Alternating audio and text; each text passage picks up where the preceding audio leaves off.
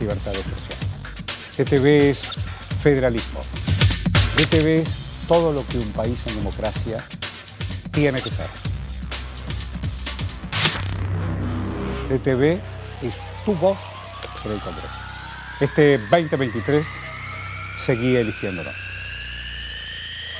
DTV, el periodismo en el Congreso.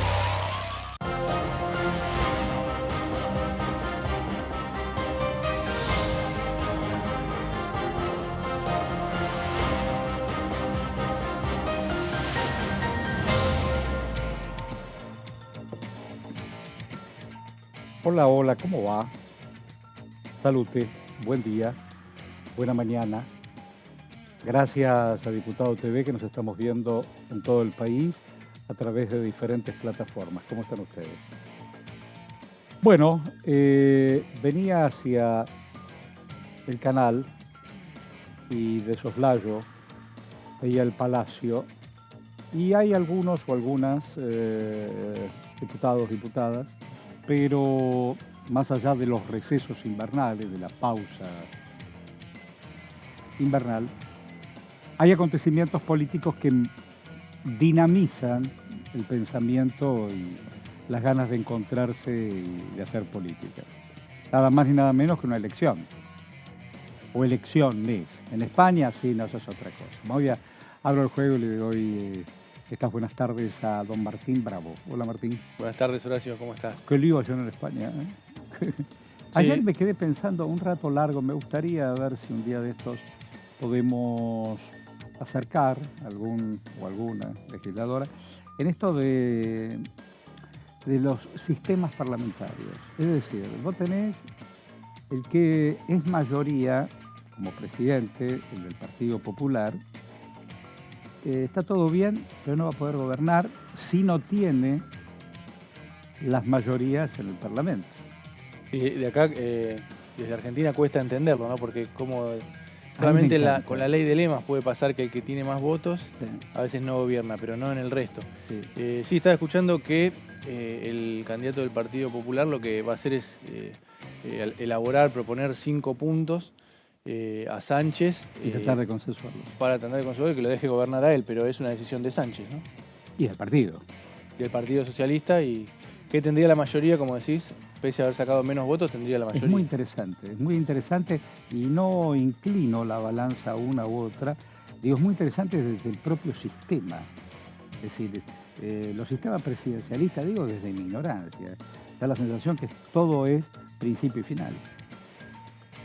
Allá está más abierto, ¿no? Convoca elecciones, puede convocar no elecciones en determinadas fechas. Bueno, también hay lío, estuve viendo en Israel, están por reformar también judicialmente. Y esa decisión judicial parece que atraviesa a diferentes puntos del poder o sectores. ¿Qué cosa es el poder, no? El poder. Y hablando del poder, volvemos acá a la patria, a la Argentina. Y ayer Córdoba, la provincia, y Córdoba capital, sobre todo Córdoba capital, eligió intendente. No reeligió a nadie. Eran 2 candidatos y... Es viceintendente, así que depende cómo lo mires. Claro, en definitiva, claro. Estaba haciendo el razonamiento en mi escenario mental. Ahora es Martín Yael Llora, que fue diputado de esta Cámara, y el viceintendente es ¿Vos lo conocés a él? ¿Estuviste entrevistando y lo viste y lo conocés? Poco, alguna vez hablé, sí. Un giro fuerte de Yael Llora anoche es que dijo: no nos van a gobernar en Córdoba los pitucos de Recoleta. Los pitucos de Recoleta. Fue un giro importante porque Schiaretti viene coqueteando con Rodríguez Larreta. Claro, yo digo, ayer cuando terminé de escucharlo, porque también estuve atento a la pantalla, Schiaretti se habían acercado para incluso intentar una fórmula. Pero cuando yo escuché, no, a mí no me venga pituco de Recoleta, bueno, también tuvo una frase de Loredo, los hice venir al pedo, ¿no? También. Claro, esa foto de unidad rara, sí, una foto de unidad en la derrota, rara. Yarlora también dijo, gobiernan en la ciudad que es el distrito más rico del país, vengan a gobernar al interior. Sí, el tema de la coparticipación fue fuerte. Es todo un tema. Ustedes que son testigos como periodistas parlamentarios, no termina de parirse el tema de la coparticipación. No termina de parirse. Es una cuestión. Y estas palabras del candidato gobernador electo, ¿no? Yarlora, generaron una alarma en Juntos por el Cambio por esto, ¿no? Por este acuerdo que estaba en marcha con Rodríguez Larreta. Incluso se especulaba que después de las PASO podía llegar, depende cómo fuera el resultado, llegar a concretarse ese acuerdo, a bajarse Schiaretti.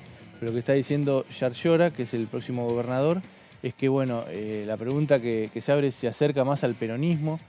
Hay un vínculo... Schiaretti dijo hoy, nosotros somos lo que somos, no sé si lo caracterizó como peronistas, pero dijo, lo que sí no somos kirchneristas. Eso sí que quedó claro, al menos en la intención de la palabra, ¿no? Pero parece haber una puja, ¿no?, entre Schiaretti y Yarlora. Y Sergio Massa, que no es kirchnerista, tal vez sea la posibilidad del cordobesismo, como lo dice. Vos decías, ¿qué es peronismo? El cordobesismo, este peronismo cordobés, de que pueda haber un acercamiento con Unión por la Patria a partir de Massa, porque Massa, recordemos, tuvo mucho vínculo en un momento con José Manuel de la Sota, con el propio Schiaretti. Tal cual. Yo estaba pensando en esto del cordobés, ¿no? Cuando ganó Alfonsín, Víctor Martínez era lo menos parecido a Alfonsín. Y acordaron. Cuando se suma el mendocino Cobos, era lo menos parecido también a los Kirchner. Bueno, igual después resultó ser más Cobos que los Kirchner. No solo por la 125, sino porque... Pero en esto de ser individual y grupal, es interesante lo que viene. Pasa que en el medio se ha destrabado, comillas, estos tiempos tan apremiantes del Fondo Monetario. En menos de 10 días hay que ponerle 3 lucas. Y el fondo ya sabemos lo perverso del crédito, que las da y vos se lo volvés a dar. Entonces, si antes le debías 10, ahora le vas a devolver 10 más 3. Esa es la deuda. No hay que te la da y me saco 3. No, te doy otros 3.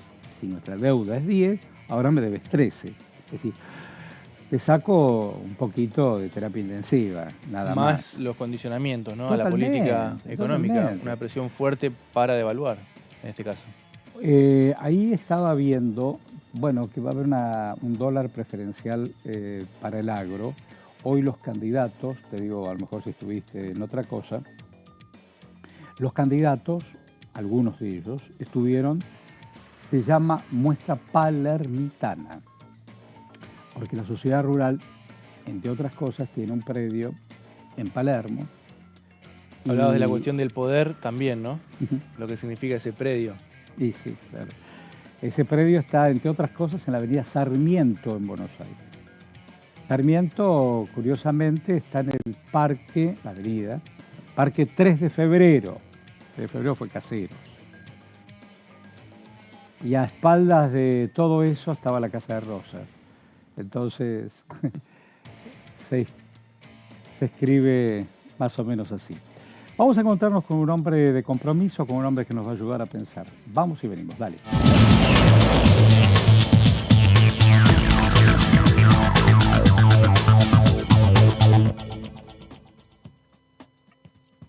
¿Qué dice, don Casareto? Buen día, buena mañana. ¿Qué tal? Un saludo a ustedes acá desde Paraná, Entre Ríos. Paraná, Entre Ríos.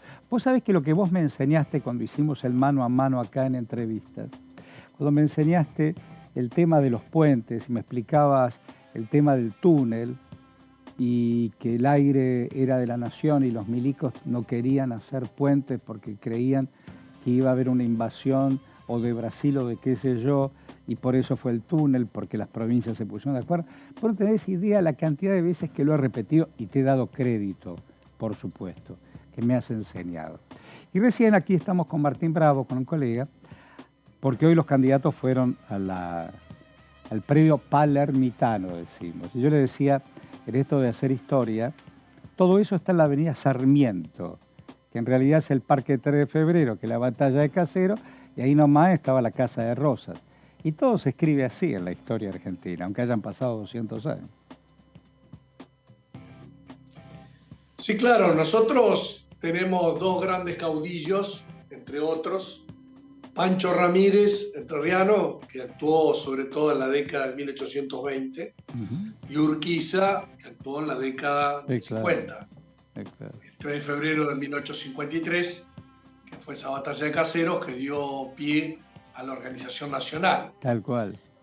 Muchas veces se habla de la Constitución Nacional y se habla de Alberdi, lo cual es cierto, pero el líder que impuso la Constitución fue Urquiza. Claro. Bueno, no por casualidad, en esa avenida, con Urquiza está con el caballo y con el sable en alto.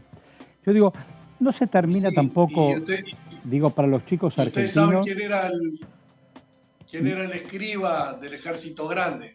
Claro, digo, para los chicos argentinos se cuenta muy poco de Artigas, y Artigas fue alguien muy importante en esa referencia, muy importante. Toda la banda oriental fue muy importante.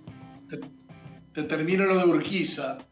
En 1853, cuando se conforma el Ejército Grande, que es el que triunfó en Caseros, el gacetillero, el que llevaba la prensa, era Sarmiento, el que escribía todas las proclamas. Mirá, esa no la tenía. Así que junto a Urquiza estaba de un lado Alberdi, que fue el escriba de la Constitución, y del otro lado Sarmiento, que fue el escriba de muchas de las proclamas. ¿Sabés por qué estábamos hablando? ¿Sabés por qué estábamos anterior a eso? Sí, dale. Anterior a eso, en la década entre 1810 y 1820, actuó Urquiza, en la época que éramos todos partes de las Provincias Unidas del Río de la Plata. Así que lo que es hoy Entre Ríos y el Uruguay, estábamos integrados, y aún hoy seguimos integrados, aunque somos distintos países. Y de hecho, se realiza en 1815 el Congreso de los Pueblos Libres, que declara la independencia. ¿Ah? Claro. Cuando ustedes se refieren a la independencia y a Tucumán y a digamos, a la casita de Tucumán, ahí no hubo entrerrianos. Ahí no hubo entrerrianos. No hubo entrerrianos. Los entrerrianos ya éramos independientes desde 1815, antes de que se declarara la independencia. Es tan cierto. En 1816. Es tan cierto eso que contás. No, ¿sabes por qué viene a cuento todo este pedazo de historia importante y fundamental? Porque bien me contaba Martín que ayer, ¿cómo es el hombre que ganó en Córdoba? Pacerini. Pacerini le dijo a los de Juntos por el Cambio, acá no necesitamos a los pitucos de Recoleta que vengan a decirnos lo que tenemos que hacer. Entonces, qué sé yo, ¿viste? Se va escribiendo día a día también la historia, ¿no? Así es. Así que en Entre Ríos tenemos, ya digo, buena historia de caudillos. Y si ustedes recuerdan los últimos conflictos en el momento de la Organización Nacional en torno a 1880, cuando triunfa Roca y termina de organizar el Estado, el último caudillo en armas fue López Jordán. López Jordán. Fue Entre Ríos. Claro, entonces a López Jordán venían los ejércitos de Buenos Aires, lo corrían, se iba exiliado al Uruguay, volvía a los años, otra vez venía el ejército de Buenos Aires, lo corría. O sea que fue el último caudillo en armas en la Organización Nacional. Yo tengo muy poco leído de López Jordán. ¿Cómo terminó López Jordán? Tengo muy poco leído de López Jordán. Y lo asesinaron ahí en Buenos Aires. O sea, después de 3 revoluciones se había dejado de luchar, cuando estaba tranquilo lo mataron. Y lo liquidan acá. Liquidaron unos cuantos, liquidaron a Quiroga, liquidaron a Urquiza, también lo liquidaron. López Jordán estuvo involucrado, ¿no? Según cuentan, en el ataque a Urquiza. Claro, porque estamos haciendo una ensalada, ¿no?, de la línea histórica, pero lo que Urquiza gana en 1853 sofoca varias revueltas en contra de la Organización Nacional y llega a la batalla de Pavón, en 1860. López Jordán era uno de los principales caudillos que iba junto con Urquiza. La historia dice que en esa batalla Urquiza estaba en condiciones de ganar la Mitre e imponer de vuelta la voluntad federal. Y en ese campo de batalla, en un momento Urquiza manda a tocar la retirada. Con lo cual dice, yo no voy a ser el factor de desunión de la Argentina. Si Buenos Aires y Mitre quieren conducir este proceso, háganlo, yo me vuelvo a mi provincia.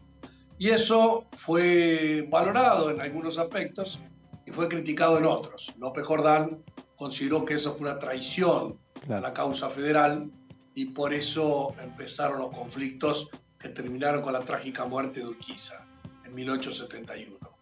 Y en cambio Mitre, Sarmiento, Avellaneda y demás siempre lo valoraron Urquiza por ese gesto en pos de la Organización Nacional, pero a Urquiza le costó la vida. Hablando de cosas que cuestan los tiempos de la historia, el hoy por hoy, que tengamos el Fondo Monetario, que te ahogue proyectos, idealismo, tranquilidad en los bolsillos de todos.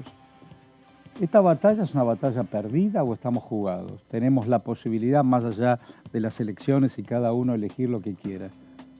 ¿Los ves muy ahogados por este acuerdo con el fondo? No este acuerdo de hoy o de ayer. Aquí está deuda impagable, ¿no? Mira, la relación de la Argentina con el Fondo Monetario Internacional, puedo decir en toda la historia, a dos momentos decisivos. A ver. Por un lado, las decisiones que tomó Juan Domingo Perón y por otro lado, las decisiones que tomó Néstor Kirchner. Claro. Cuando se conforma el Fondo Monetario Internacional, a partir de los acuerdos de Bretton Woods en 1944, le ofrecen a Perón integrarse al FMI y dijo que no, porque él no estaba dispuesto a resignar soberanía nacional, soberanía económica en un organismo supranacional. Recién cuando el golpe del 55 derroca a Perón, en el 56 se firma el primer acuerdo stand-by. O sea que con Perón no hubo acuerdo con el Fondo Monetario, después sí hubo. Y el otro momento fue cuando Néstor Kirchner, fines del 2005, inicio del 2006, viendo de que la Argentina había sufrido condicionamiento a lo largo de décadas con el Fondo Monetario, decide pagar el 100% de la deuda para desvincularse del fondo. Así que a partir de ahí, el Fondo Monetario se fue de la Argentina. Entonces, con Perón no entró, y con Néstor Kirchner se fue. Macri lo fue a buscar en 2018, tomó una deuda conceptual de 57.000 millones de dólares, de los cuales le desembolsaron 45.000 millones de dólares, que son la deuda que hoy tenemos. Entonces la Argentina tiene que ir refinanciando esa deuda o tiene que pagar. Por lo pronto no tiene los dólares para pagar, como hizo Kirchner, en consecuencia hay que renegociar. Se hizo una primera negociación con Alberto Fernández y con Martín Guzmán, que se aprobó por ley en marzo del año pasado, con una evaluación trimestral sujeta a determinadas situaciones. Lo que Alberto Fernández y Sergio Massa ahora plantean es que las condiciones se alteraron, sobre todo por la sequía y por la guerra. En consecuencia, Argentina tuvo un daño de 5.000 millones por la guerra, en mayores precios energéticos, y un daño por la sequía, un menor ingreso por 20.000 millones de dólares. A la luz de esta situación es que Massa está negociando con el Fondo Monetario. Ayer anunció el principio de acuerdo y en el curso de esta semana se van a dar los detalles. Pero lo ideal sería no tener una relación de dependencia con el Fondo Monetario. Pero mientras estemos debiendo y no paguemos, vamos a tener que estar negociando, siempre defendiendo el interés nacional. Decime, ¿qué opinas de estos resultados? Hay más que los resultados, me está preocupando la baja numérica de votantes. La participación. La baja participación está 60% ayer. Digo, algo pasa, no sé, ¿qué pasó? No es España que hace calor, hay 45 grados. Puede haber influido las vacaciones de invierno, pero se vienen dando en casi todas las elecciones que hay menos porcentaje de votantes, ¿sí? Bueno, en la práctica, ustedes habrán visto que ayer en Córdoba hubo un comunicado del Tribunal Electoral de Córdoba planteando prácticamente la no penalidad y que no fuera a votar. Entonces la ley declara el voto obligatorio, ¿no? La ley declara el voto obligatorio. Claro. Pero en la práctica, ¿ustedes conocen a alguien que hayan sancionado? Y no, y aparte son multas a valores irrisorios, claro. ¿Qué te pareció el resultado de Córdoba? Digo, una cosa es lo que pasó como gobernador y también en intendencia. ¿Se pondrán de acuerdo? ¿Se acercarán a Massa? ¿Cómo lo ves todo eso? Mira, ya van elecciones en varias provincias. En general ha habido una tendencia a que los oficialismos ganan, ¿no? Los oficialismos a nivel provincial y a nivel municipal. Los oficialismos ganan. Entonces, donde gobierna el peronismo, ha ganado el peronismo. Donde gobierna el radicalismo, ha ganado el radicalismo. Y donde gobiernan los partidos provinciales, han ganado los partidos provinciales. Ha habido 2 o 3 en las cuales han sido la excepción. En el caso de Neuquén, donde gana una fracción del partido gobernante. En el caso de San Luis, donde gana un ex gobernador que era parte del sistema y ahora iba por otra fuerza. O en el caso de San Juan, en el cual efectivamente hubo un cambio a partir de la decisión de la Corte Suprema de no permitirle la competencia al actual gobernador. En el resto de lugares han ganado, o sea, donde gobernaba Schiaretti, ganó Doña Llora, donde gobernaba Doña Llora, ganó Pacerini. Ellos están prácticamente en un peronismo provincial, que ahora están jugando sus cartas nacionales con Schiaretti de presidente. Así que yo digo, todo esto va a influir en la actividad parlamentaria, digo, más allá de los temas pendientes, le darán una nueva energía, más combustible, o todo será más o menos parecido. ¿Cómo lo ves? Mirá, los legisladores somos los mismos hasta el 10 de diciembre. Nadie tiene mayoría propia. En consecuencia, tenemos que tratar de impulsar nuestra agenda. Nosotros estamos citados el martes que viene para continuar con el trabajo en comisiones. Yo anoche hablaba con el presidente del bloque, de nuestro bloque. Mañana viajo a Buenos Aires, así que qué bueno. Intentaré hablar con la presidenta de la Cámara. Y la preocupación mía es, independientemente del proceso electoral, que es muy importante, es darle dinámica al Congreso, darle dinámica sobre todo a las leyes productivas. Yo soy presidente de la Comisión de Industria. Ustedes decían recién de la charla de los candidatos con las entidades del campo o con alguna de ellas. Bueno, hoy estuvieron los candidatos ahí en la rural. Claro, nosotros estamos impulsando la sanción de la ley agroindustrial, que es muy importante y que tiene el consenso de 60 entidades del sector agroindustrial. Estamos impulsando la ley de maquinarias agrícolas, muy importante en provincia de Santa Fe, Córdoba, Buenos Aires y Entre Ríos. Yo estoy impulsando también un aumento del corte de los biocombustibles, tanto en el diésel como en las naftas. Así que hay una serie de proyectos importantes que yo quiero meter en la agenda y que impulso que nuestro bloque meta en la agenda parlamentaria. La convocatoria en sí la hará la presidenta, pero yo creo que tenemos que tratar estos temas para aprovechar estos meses, independientemente que estemos en elecciones, porque tendremos paso, primera vuelta, segunda vuelta, y ya después viene el recambio. Ahí Martín quiere algunas preguntas, por favor. Sí, diputado, le consulto por lo que decía recién de la ley de agroindustria, que lleva varios años, ¿no? Frenada, y la verdad que no se entiende bien, lo hemos contado, lo hemos desarrollado acá en el programa varias veces, porque no es un proyecto que tenga grandes objeciones por parte de la oposición ni por parte de los referentes de las entidades rurales. En un momento, bueno, cuestionaban algunos aspectos, el tema de que podía generar alguna burocracia, pero más que nada lo que reclamaban era una baja de las retenciones que iba por cuerda separada del proyecto. ¿Por qué no avanzó ese proyecto? ¿Por qué no puede avanzar?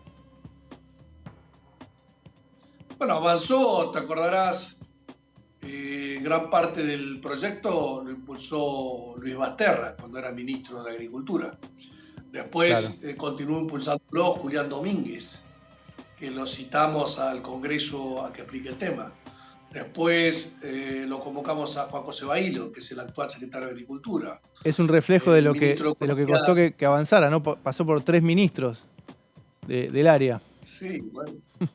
El secretario de Agricultura lo apoya, el ministro de Economía, Sergio Massa, lo apoya, como lo apoyó cuando estaba el presidente de la Cámara de Diputados. Nosotros queremos sancionar esta ley de agroindustria. Entonces, lo hemos discutido en el Consejo Agroindustrial en semanas anteriores. Cuando uno a las leyes le quiere poner muchas más cosas, puede llevar a que la ley no salga. Entonces, alguna idea, como vos decías, dirigentes del PRO, de meter en esta ley en la discusión de las retenciones, nos lleva a una discusión interminable y nos va a agarrar el recambio de gobierno sin ley. Así que nosotros impulsamos el tratamiento de lo que está consensuado con las 60 entidades del Consejo Agroindustrial. El que quiera meter otro tema en esta ley es porque quiere que no salga. Y yo creo que eso no es lo mejor para la Argentina. No podemos estar, yo escuché a algunos, quédense tranquilos, que nosotros ganamos las elecciones y en diciembre las sancionamos. Yo creo que ustedes, que son gente que estudia el Parlamento y mira las perspectivas electorales, no sé qué idea tienen ustedes de quién puede ganar, pero yo le doy la respuesta de qué es lo que va a pasar en el Congreso. Nosotros ponemos en juego una parte de 118 diputados y Cambiemos de 116 diputados. Ninguna de las dos fuerzas tenemos mayoría propia. Y ponemos en juego 48% nosotros y 41% de ellos en 2019. Claro. Ninguna de estas dos fuerzas va a sacar esos porcentajes en octubre. Así que lo que va a ocurrir de diciembre para adelante es que nosotros vamos a tener menos diputados y ellos van a tener menos diputados. O sea que no va a haber nadie que en diciembre pueda decir yo gané e impulso tal ley y la voy a sacar. O sea, hoy hay una situación mucho más favorable para tratar estos temas porque sabemos cuál es la composición y tenemos los criterios y tenemos las opiniones del sector. El que crea que va a ganar y va a tener mayoría propia en diciembre está equivocado y creo que en diciembre vamos a estar discutiendo de vuelta lo mismo. Diputado, antes decía que los oficialismos se vienen imponiendo en las provincias. Le consulto por Entre Ríos, que es una de las provincias en las que Juntos por el Cambio tiene una fuerte expectativa. Esa coalición opositora dice que las provincias del centro están más favorables a su electorado, a sus posibilidades. ¿Cómo están viendo ese tema? Bueno, ayer tenían grandes perspectivas en Córdoba, ¿no? También. Y vi el comentario que hizo de Loredo al lado de Bullrich y al lado de Larreta. No lo reproduzco yo porque ha salido en todos los medios. Pero me parece que nadie tiene que vender la piel del oso antes de cazarlo. Creo que viajaron todos a festejar ahí, se equivocaron todas las encuestas. Y así como se equivocaron en Córdoba, es muy probable que se equivoquen también en Entre Ríos. Nosotros tenemos un electorado que piensa mucho su voto. A veces ganamos nosotros, a veces perdemos.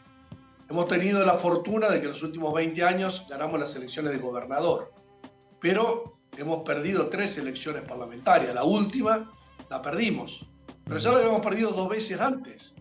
En 2009 perdimos la parlamentaria por 20 puntos, en 2011 ganamos la gobernación. Y en 2013, en 2017 perdimos de vuelta la elección parlamentaria y en 2019 ganamos la gobernación. Creo que hoy Frigerio se anda probando el saco de gobernador ya hace más de un año y creo que la ventaja que sacó en la parlamentaria se está recortando y es muy probable que en octubre, cuando es la elección donde se gana por un voto, vamos a ganar con el último hocico para adelante en la llegada, pero vamos a ganar. ¿Cómo incide, le puedo hacer una más? Sí, claro. ¿Cómo incide que las elecciones en Entre Ríos sean el mismo día que las nacionales, que la mayoría de los gobernadores peronistas hicieron lo contrario, ¿no? Desdoblar. ¿Cómo puede impactar en el caso de Entre Ríos? Sí, en realidad la mayoría de los gobernadores, ¿no? Porque peronistas, radicales, del PRO no hay, así que no pueden tomar decisiones, de partidos provinciales también. Pues ya se hicieron las elecciones en Jujuy, ya se hicieron las elecciones en Misiones, o en Río Negro, Neuquén, donde no gobernamos nosotros. Sí, también. Así que en algún caso son disposiciones constitucionales, en algunos casos son disposiciones legales y en algunos casos son decisiones políticas. ¿Cómo lo ves a opción. Massa en esta doble gestión entre ministro de Economía y candidato? ¿Lo ves más allá que se lo ve activo y se lo ve que gestión es campaña? ¿Cómo lo ves? Bueno, están teniendo los dos roles. el rol de ministro y el rol de candidato. Nosotros el lunes pasado, hace una semana, lo tuvimos acá en Paraná. Ay, ¿cómo le fue? Así que lo recibimos. ¿Cómo le y fue? fuimos a inaugurar 500 viviendas que se entregaron el día lunes, que las había comenzado yo cuando era presidente del IAPB, hace 4 años atrás, y que compartí el acto ahora donde las inauguramos. Así que Massa estuvo acá casi toda la jornada y de acá se fue a ese acto en Ezeiza del simulador de vuelo que habrán visto por ahí. Así que estuvimos charlando, por supuesto, al tanto de toda la situación económica, en control de todas las variables y también como candidato a la presidencia. Yo creo que es un muy buen candidato. Creo que en las elecciones de agosto va a ser el candidato individualmente más votado. Creo que en octubre se va a meter dentro de los 2 más votados. En consecuencia va a ir a la segunda vuelta. Y en noviembre se va a decidir el resultado final. Pero creo que podemos ganar. Bueno, te digo gracias, nos ayudás a pensar en voz alta en estos días. ¿Te has tomado días de vacaciones después de tanta actividad? ¿Un par de días para vos, algo? No, la verdad es que a mí me gusta mucho, ¿Te gusta mucho? La actividad que hago, la vida política y demás, así que estoy todos los días en esto. Bueno, te esperamos yo en Buenos Aires. En esta elección yo no soy candidato a nada, ¿no? O sea, ¿Cuándo vence tu mandato? Nacional, ¿Cuándo vence tu mandato? ahora en diciembre. Ahora en diciembre. ¿Y tenés algo pendiente o algo proyectado? Yo soy como, viste, los técnicos de fútbol, que son los partidos los domingos, y dicen, se descansa el lunes, muchachos, se descansa el lunes. Entonces, yo tengo mandato hasta diciembre, así que de diciembre para adelante se descansa. Hoy tengo que trabajar y al lugar mío como diputado nacional va encabezando la lista Gustavo Bordet, que es el gobernador. Claro. Fue electo 2 veces y va en el primer lugar de la lista provincial. Así que yo no participo del proceso político como candidato, pero sí respaldo a Bordet, a esa posición, y a Dan Val, que es nuestro candidato a la gobernación, el actual intendente de Paraná. Y por supuesto, a Sergio Massa a la presidencia de la Nación. Así que si ganamos, veremos. Si ganamos, veremos si me ofrecen algo. Si me ofrecen algo, veremos si me interesa. Claro. Y en cuyo caso seguiré en alguna función. Y si no, seguiré en política, pero en mi tarea profesional, en mi tarea académica como profesor en la universidad. Una vez más te deseo buena vida. Gracias, Casareto. Gracias por este ida y vuelta con Diputado TV. Muchas gracias. Hasta luego. Hasta pronto, gracias. Qué cosa la actividad política, ¿no? Te absorbe tanto tiempo que recién cuando... Que alguien piensa en vos, ¿no? Que alguien piensa en vos. Bueno, una de las provincias complicadas, ¿no? O con un desafío, por lo menos. Es un desafío. Para Unión por la Patria. Para Juntos por el Cambio está entre las provincias que... Bueno, Bordet como está bien, Bordet está bien. Bordet está bien, pero bueno, al ser justamente unificada, bueno, se tiene mucha confianza Juntos por el Cambio con Frigerio, que como decía Casareto, ganó la legislativa de hace 2 años, pero bueno, hay que ver ahora... Pero pasaron tantas cosas en 2 años, tantas cosas. Sí, sí. El otro día encontré... ¿Qué cosa? ¿Querés que hable acá? No lo quiero. ¿Dónde vos quieras? Donde vos estés yo te encuentro. Eso me decís vos también a mí. Estoy ordenando papeles míos y encontré papeles, fotos, en estos años de democracia y otras cosas. Me encontré como cronista en la primera conferencia que hizo la multipartidaria. ¿En qué fue la multipartidaria? Y bueno, se estaba pariendo la democracia y referentes de cada uno de los partidos, se unieron para ver cómo se le encontraba la vuelta a esa salida institucional. ¿83 o antes? Eso fue 83. 83. Más, hubo una marcha y hubo una represión importante. Plaza de Mayo. Y al lado, yo, cronista, tomando nota, estaba Rogelio Frigerio Abuelo. Abuelo. Yo lo había conocido ya en el año 74, estoy diciendo cualquier cosa. 84, 85, porque hacíamos un programa en Radio Belgrano con Pasquini, Durán y Mona Moncalvillo sobre los golpes de Estado. Y la historia política argentina. Lo había ido a entrevistar. ¿Por qué cuento esta anécdota? En su casa, sobre el pacto Perón-Frondizi. Perón estaba proscripto, Frondizi ya aterrizaba y la reunión fue en Caracas. Todo se quedó a mitad de camino. Hago la entrevista y me regala Rogelio Frigerio lo que fue previo incluso al diario Clarín, que fue la revista ¿Qué? La revista ¿Qué? Era una revista desarrollista, ¿no? Después vino el diario. En esa casa, en ese departamento, Rogelio Frigerio abuelo murió, vive hoy Rogelio Frigerio. Se lo regaló el departamento y toda su biblioteca, que te imaginas lo que es la biblioteca de Rogelio Frigerio, abuelo. Y además era un hombre clave dentro del movimiento, era el hombre de Arturo Frondizi. ¿Y quién fue Arturo Frondizi? Bueno, la Unión Cívica Radical, así como la conociste en algún momento, se abre en la Unión Cívica Radical Intransigente. Y Frondizi avanza, pero proscripto. Y de esa fuerza salió Frondizi, Oscar Allende, entre otros.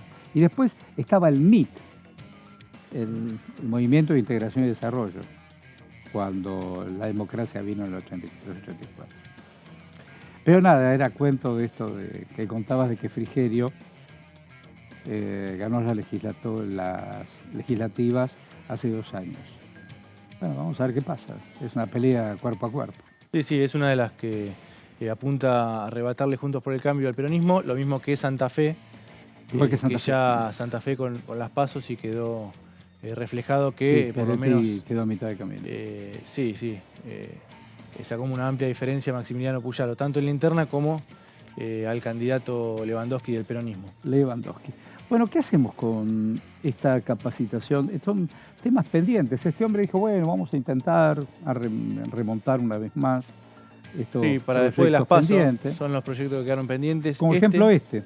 Claro, se estaba por tratar en la comisión de discapacidad, porque está en la comisión de discapacidad y también en la de presupuesto.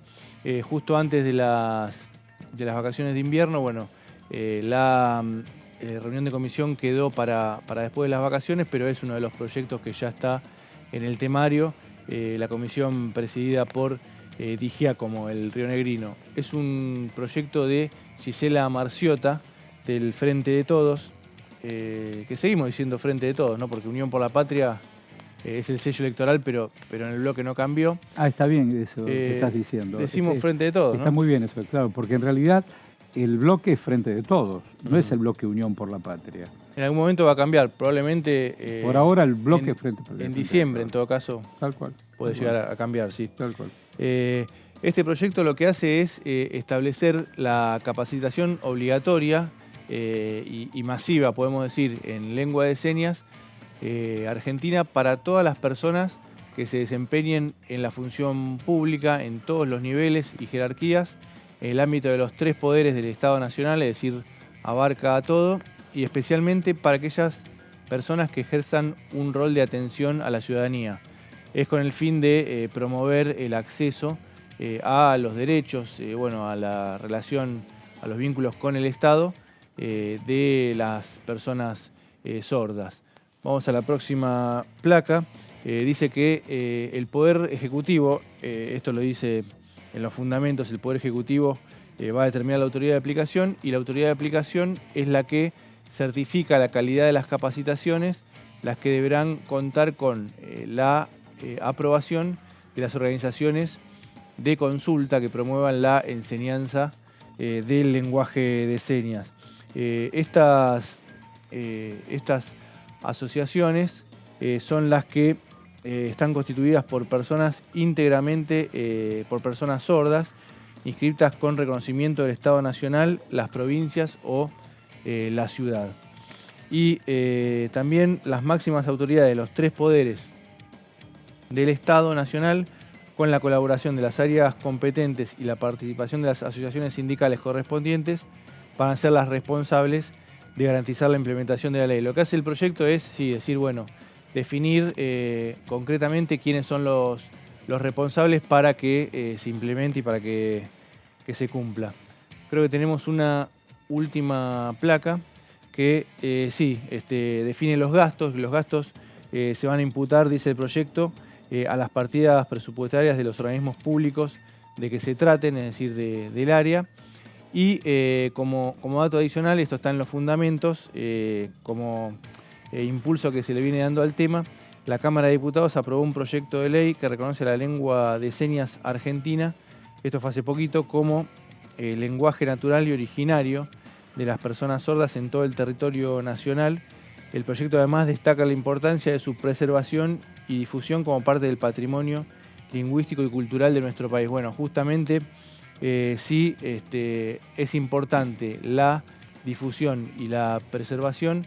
Es justamente clave que los empleados públicos puedan hacer esta capacitación para implementarlo, en especial las personas que atienden, que tienen atención que trabajan en la atención de la ciudadanía, para que tengan más acceso las personas sordas a los derechos y al vínculo con el Estado.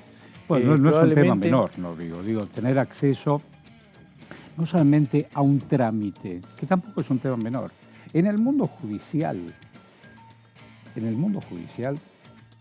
alguien puede estar inculpado y no puede comunicarse, y vos necesitas un referente o una referente que pueda traducir en ese lenguaje de señas qué pasó. No es un tema menor. No te digo nada. En un hospital, vos podés decir, me duele acá o tengo este síntoma. Si uno abre el espectro de comprensión de un mundo donde no solo hay más seres humanos igual que nosotros, sino la posibilidad de incluir a todos esos nosotros dentro de un sistema. Porque vos fijate que nada más ni nada menos, si yo no me puedo comunicar con vos, si no buscamos un lenguaje común, uno de los dos queda fuera. Uno de los dos queda fuera. Es así de sencillo y de doloroso. Y no digo nada porque vos podés hacer un trámite bancario, lo podés escribir. Quiero depositar, quiero cobrar, qué sé yo. Pero yo te digo, a ver, explíqueme qué pasó, quién chocó a quién, qué sé yo. Claro. O alguien, voy a otra escala, alguien está inculpado de cualquier delito, no te lo puedo verbalizar. Entonces, perdí. Entonces, es una cuestión. La aprobación del proyecto, Horacio, también haría que se empiecen a cumplir de manera, digamos, más concreta. La Convención, Argentina adhirió a la Convención sobre los derechos de las personas con discapacidad. Es una ley del 2008. ¿Qué dice esa convención? Dice que uno de los compromisos es que los estados generen normativas. Los estados generan normativas. Bueno, es esto. Para permitir el acceso a los derechos. Bueno, esto es muy interesante, sobre todo porque hacemos televisión. Y en esto de televisión, los documentos son fundamentales. Cuando digo documentos, vamos al instante en que todo esto se debatió. Vamos a este informe, por favor. La lengua de señas ya es reconocida por ley. El proyecto de ley fue avalado por unanimidad con 229 votos afirmativos, sin votos negativos ni abstenciones en la Cámara de Diputados y con 60 votos a favor en la Cámara Alta. Las sesiones contaron con la presencia de miembros de la Confederación Argentina de Sordos que observaron el debate y pudieron seguir las alternativas gracias al intérprete de lengua de seña que siempre está presente en todas las deliberaciones del cuerpo legislativo. La lengua de señas argentina, la Ley 27.710, recompone todo el recorrido histórico y material de las organizaciones sordas en todo el territorio nacional y reconforma todo lo que han luchado durante estos años como parte de su identidad lingüística y de todo lo que han desarrollado a lo largo y a lo ancho de la República Argentina. la lengua, decíamos, expresa justamente sentimientos y pensamientos. El lenguaje es la forma, el idioma es lo que hace a la característica de cada grupo cultural. Y yo lo digo como ignorante que fui hace no mucho tiempo, donde pensaba cuando veía a los intérpretes de lengua de señas que lo que estaban haciendo era transmitir signos, digamos, con gestos, las distintas letras y palabras. Y yo decía, qué bárbaro, a pesar de que hablan tan rápido, pueden replicar algo que la gente entienda, pero había algo que no me cerraba, porque decía, no puede ser que con tan pocos gestos puedan comprender la riqueza de un lenguaje. Y resulta que, claro, el ignorante era yo, el que no sabía que estamos en presencia de una lengua particular, visogestual, que no tiene que ver con el español o el castellano necesariamente. Y vamos entonces ahora a partir de cómo adquirimos la posibilidad de hablar las personas, los niños y las niñas que no nacieron sordos. Lo adquirimos escuchando. Escuchamos en la casa, escuchamos permanentemente menciones, ese código que es el lenguaje, y el niño o la niña va aprendiendo a partir de ahí a identificar cosas y después va aprendiendo a unir letras y palabras sin conocer el vocabulario. Pensemos eso entonces, sabemos hablar, sabemos escuchar primero, sabemos hablar, pero no sabemos leer ni escribir, no sabemos de lo que estamos hablando. Sin embargo, ese chico dice, dame la leche, hace una oración correcta. La lengua de señas argentina tiene que estar oficializada, tiene que estar jerarquizada y tiene que tener todo un código y un control para que verdaderamente se pueda reproducir a partir de la propia comunidad sorda y poder entonces sí, a partir de ahí, producir adultos en capacidad de comunicación como las tenemos el resto, que no tenemos la problemática de ser sordos. Esta ley insta al Poder Ejecutivo Nacional a fomentar y a posibilitar el acceso a la comunicación para todas aquellas personas sordas o quienes elijan esta vía de comunicación, garantizándoles una accesibilidad plena y efectiva a la vida social. Se entiende a la lengua de señas como aquella que se transmite en la modalidad visoespacial y posee una estructura gramatical completa, compleja y distinta del castellano, y es una lengua que cambia en cada país. Muchas veces alguno piensa que, bueno, decir lenguaje de señas no pasa nada, todos entendemos lo que estamos hablando, sí. Pero no, muchas veces eso genera opresión en la comunidad sorda. Claro. Y al generar esta opresión, al decir lenguaje de señas, es como que no generan una riqueza de conocimientos, ¿no? Claro. O sea, se adquiere un aprendizaje que no es el correcto. Entonces, al decir lengua de señas, estamos hablando de la forma de expresarse de la persona sorda, de su derecho al acceso a la comunicación, porque en verdad muchas veces la mirada son médicas que dicen, ay, pobre, el sordo no puede hablar, no va a generar conceptos, claro, si no habla oralmente. Entonces eso genera opresión a nosotras las personas sordas que hablamos en lengua de señas. Ese es nuestro objetivo, poder cambiar esta mirada médica y que las personas conozcan cuáles son los conceptos que corresponde decirse. Muchas veces nos nombran como personas con discapacidad auditiva, que eso es una mirada médica que existe. Y sí, mi dificultad es auditiva, yo no oigo, pero como persona sorda yo tengo una forma de comunicarme. Les voy a dar un ejemplo sencillo. Sí. Por ejemplo, ustedes como personas oyentes no son discapacitados porque son oyentes. Ajá, tal cual. No son personas con discapacidad, es una condición la discapacidad. O sea, por hablar son discapacitados, por hablar oralmente son discapacitados, no. Bueno, lo mismo pasa con la lengua de señas. Por hablar en lengua de señas no genera una discapacidad, es una lengua, una identidad. Esta ley representa un hito histórico-cultural para nuestro país porque facilita el acceso a las personas sordas y quienes decidan utilizar la lengua de señas a su entorno familiar, cultural, laboral y también escolar, y de esta manera pueden cumplir a pleno sus derechos humanos. Bueno, muy bueno el informe, me gustó. Tengo una noticia de último momento que en realidad hace algunos minutos, desde la rural, en esta muestra del campo, el ministro de Economía y candidato a presidente por Unión por la Patria acaba de asegurar, y esto está encomillado, que a partir del 1 de septiembre próximo, ninguna economía regional va a pagar retenciones.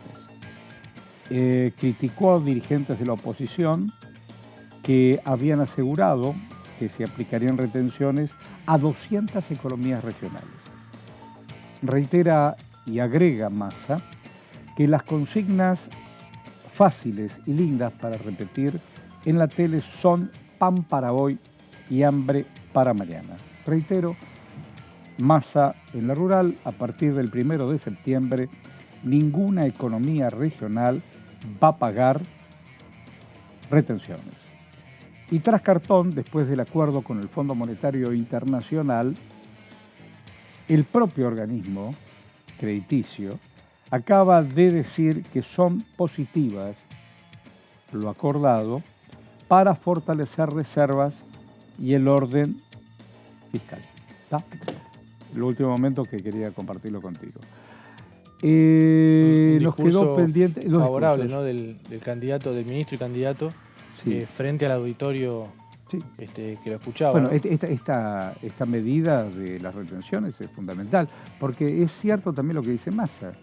En la especulación del debate preelectoral, no puede decir cualquier cosa, pero si en su condición de ministro de Economía y candidato te está diciendo, yo como ministro de Economía, en septiembre vos tenés levantada la retención. Entonces, es diferente la mano. También habló de este dólar soja, que ya se implementó, dólar agro, y dijo algo así como que estas medidas que pueden parecer antipáticas, dijo algo así como que son coyunturales. También otras palabras que cayeron bien en ese auditorio, las atribuyó, bueno, a las restricciones cambiarias, a la falta de dólares, a la sequía, pero hay que entender como que no sería idea de él mantener este esquema, este dólar soja, bueno, tantos tipos de cambio.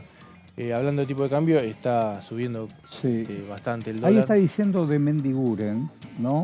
De Mendiguren, que es secretario de Industria, a propósito o a partir de las inversiones o de lo que fuere, acaba de decir que hay que sostener la inversión y el empleo y no hay que enfriar la economía.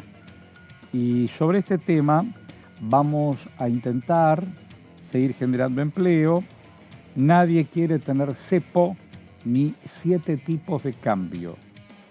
Hay que sostener la inversión y no enfriar la economía, reiteró. Y es muy importante lo que pasó en la rural, consultado luego de este encuentro con candidatos, o estas exposiciones de candidatos frente al mundo campo, porque nunca hemos cortado con Massa y su equipo la relación con el sector agropecuario. Del diálogo permanente y el sistema financiero nunca estuvo más cerca del campo y sobre todo en estos momentos de sequía. Y hay un anticipo para el sector, sobre todo en los créditos, Así que bueno, y hay una noticia internacional a aquellos que les gusta todo lo que tiene que ver con papeles a futuro. Es cierto que el dólar picó 550, pero sube el merval y las acciones argentinas en Wall Street. Ya sé, vos me decís, Horacio, en el bolsillo fui a comprar pan. Ya sé lo que me estás diciendo. Ahí incide más el dólar que el merval, ¿no? Qué sé yo. Estamos a pocos minutos de nuestro primer tiempo. Cuando regresemos, vamos a ocuparnos también del norte grande argentino, ley de zona cálida. Vos viste lo que es el planeta, ¿no? Viste lo que es la Europa, lo que es Medio Oriente, con temperaturas inéditas. Más, estuve viendo hoy, seguramente si tuviste alguna vez la oportunidad de viajar en avión, viste cuando vos embarcás y estás en el avión, esperando que la torre de control le dé ok al piloto para poder entrar en pista, carretear y volar. Como se demora. Estaba viendo que hay algunas líneas llamadas low cost, de bajo costo, que no tienen aire acondicionado. Vos me escuchás lo que te estoy diciendo. y es insufrible, porque entre el 40 de afuera, más el calor de pista, más la ventanita cerrada, pasó hoy a la mañana. Pasó hoy a la mañana en España. Bueno, compañeritos, compañeritas, estamos donde queremos estar. Estamos en Diputados Federales. Vamos y venimos.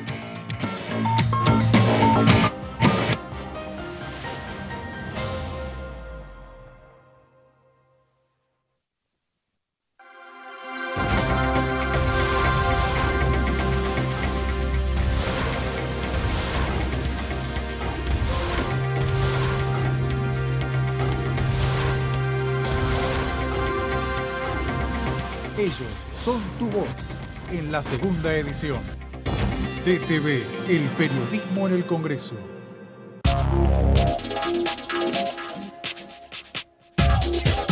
DTV es información, diálogo, análisis. DTV es federalismo, pluralidad de voces, libertad de expresión. DTV es todo lo que un país en democracia tiene que ser. DTV es tu voz en el Congreso. Este 2023, seguí eligiéndonos. DTV, el periodismo en el Congreso.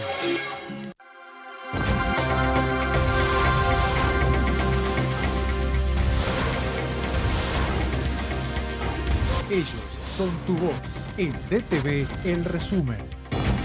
DTV, el periodismo en el Congreso. Este es el gasoducto Presidente Néstor Kirchner. Una obra de escala mundial realizada en tiempo récord, que unirá la energía de Vaca Muerta con todo el país. Innovaciones, tecnología, cientos de kilómetros de acero y miles de trabajadoras y trabajadores. Esta megaestructura alimentará la llama del país, uniéndonos con nuestros seres queridos, acelerando la economía, ahorrando divisas, con desarrollo, con federalismo, con soberanía y orgullo. Gasoducto Presidente Néstor Kirchner. Mueve energía, mueve al país.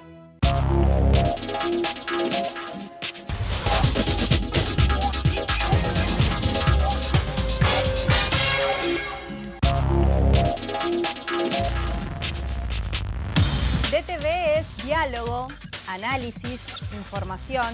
DTV es pluralidad de voces, federalismo, libertad de expresión. DTV es todo lo que un país en democracia tiene que ser. DTV es tu voz en el Congreso. Este 2023, seguí eligiéndonos. DTV, el periodismo en el Congreso.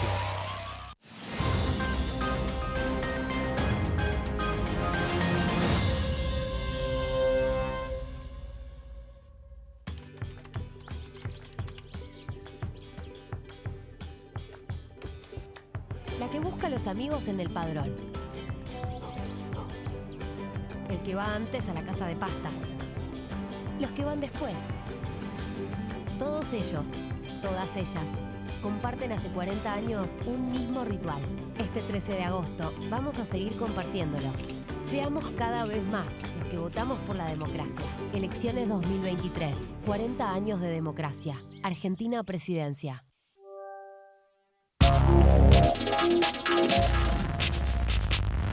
DTV es información, diálogo, análisis. DTV es federalismo, pluralidad de voces, libertad de expresión. DTV es todo lo que un país en democracia tiene que ser. DTV es tu voz en el Congreso. Este 2023, seguí eligiéndonos. DTV, el periodismo en el Congreso.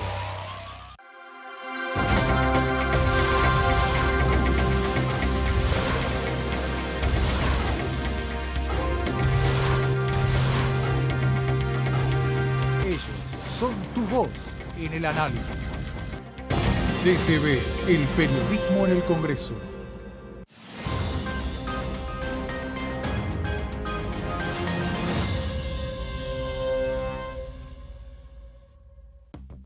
Generamos trabajo registrado para más de 1 millón de personas desde el comienzo de nuestra gestión.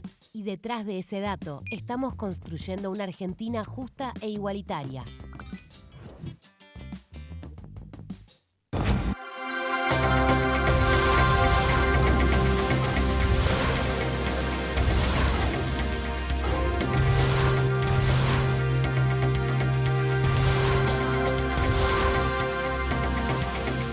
Ellos son tu voz en la primera mañana.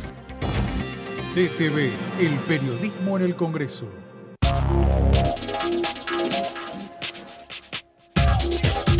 DTV es información, es diálogo, es análisis. DTV es federalismo, libertad de expresión, pluralidad de voces. DTV es todo lo que un país en democracia tiene que ser. DTV es tu voz en el Congreso. Este 2023, seguí eligiéndonos. DTV, el periodismo en el Congreso.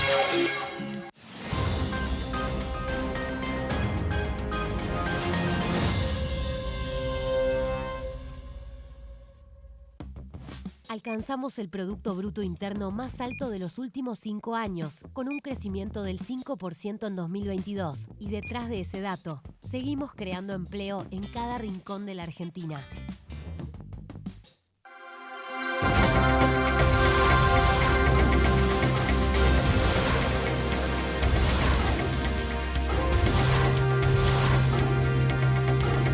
Ellos son tu voz en la primera edición. DTV, el periodismo en el Congreso.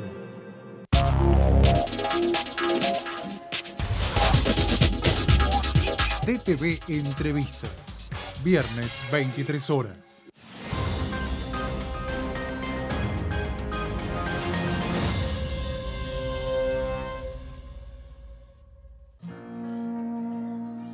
Para hacer grande un país hay que vencer desafíos que parecen imposibles. Por ejemplo, llegar a lugares que antes eran inalcanzables. Porque todos los destinos se alcanzan cuando la ruta es el esfuerzo. El mismo esfuerzo que nos lleva a ganar nuestras propias batallas. Hasta que un día la victoria llega y nos lleva en andas. El futuro se vuelve presente si alcanzamos nuestros logros. Esos logros con los que día a día hacemos una Argentina mejor.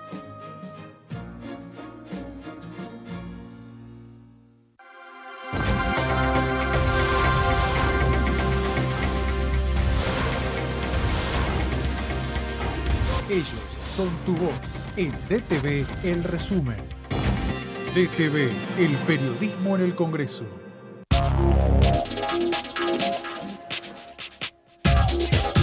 DTV es información, es diálogo, es análisis. DTV es federalismo, libertad de expresión, pluralidad de voces. DTV es todo lo que un país en democracia tiene que ser. DTV es tu voz en el Congreso. Este 2023, seguí eligiéndonos. DTV, el periodismo en el Congreso.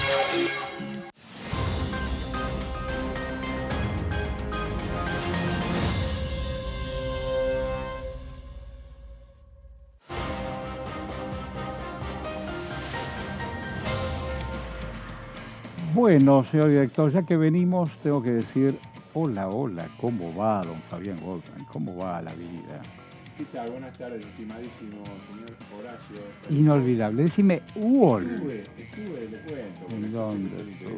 ¿Dónde estuvo?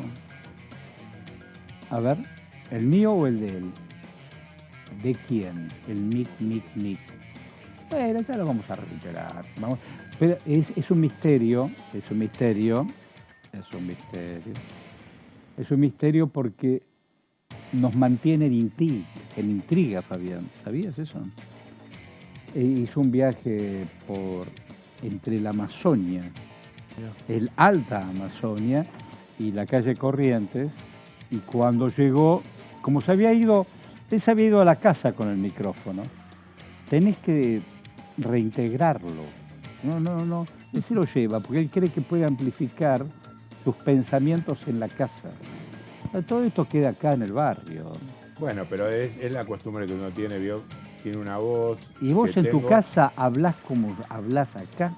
La familia, ¿cómo le va, familia?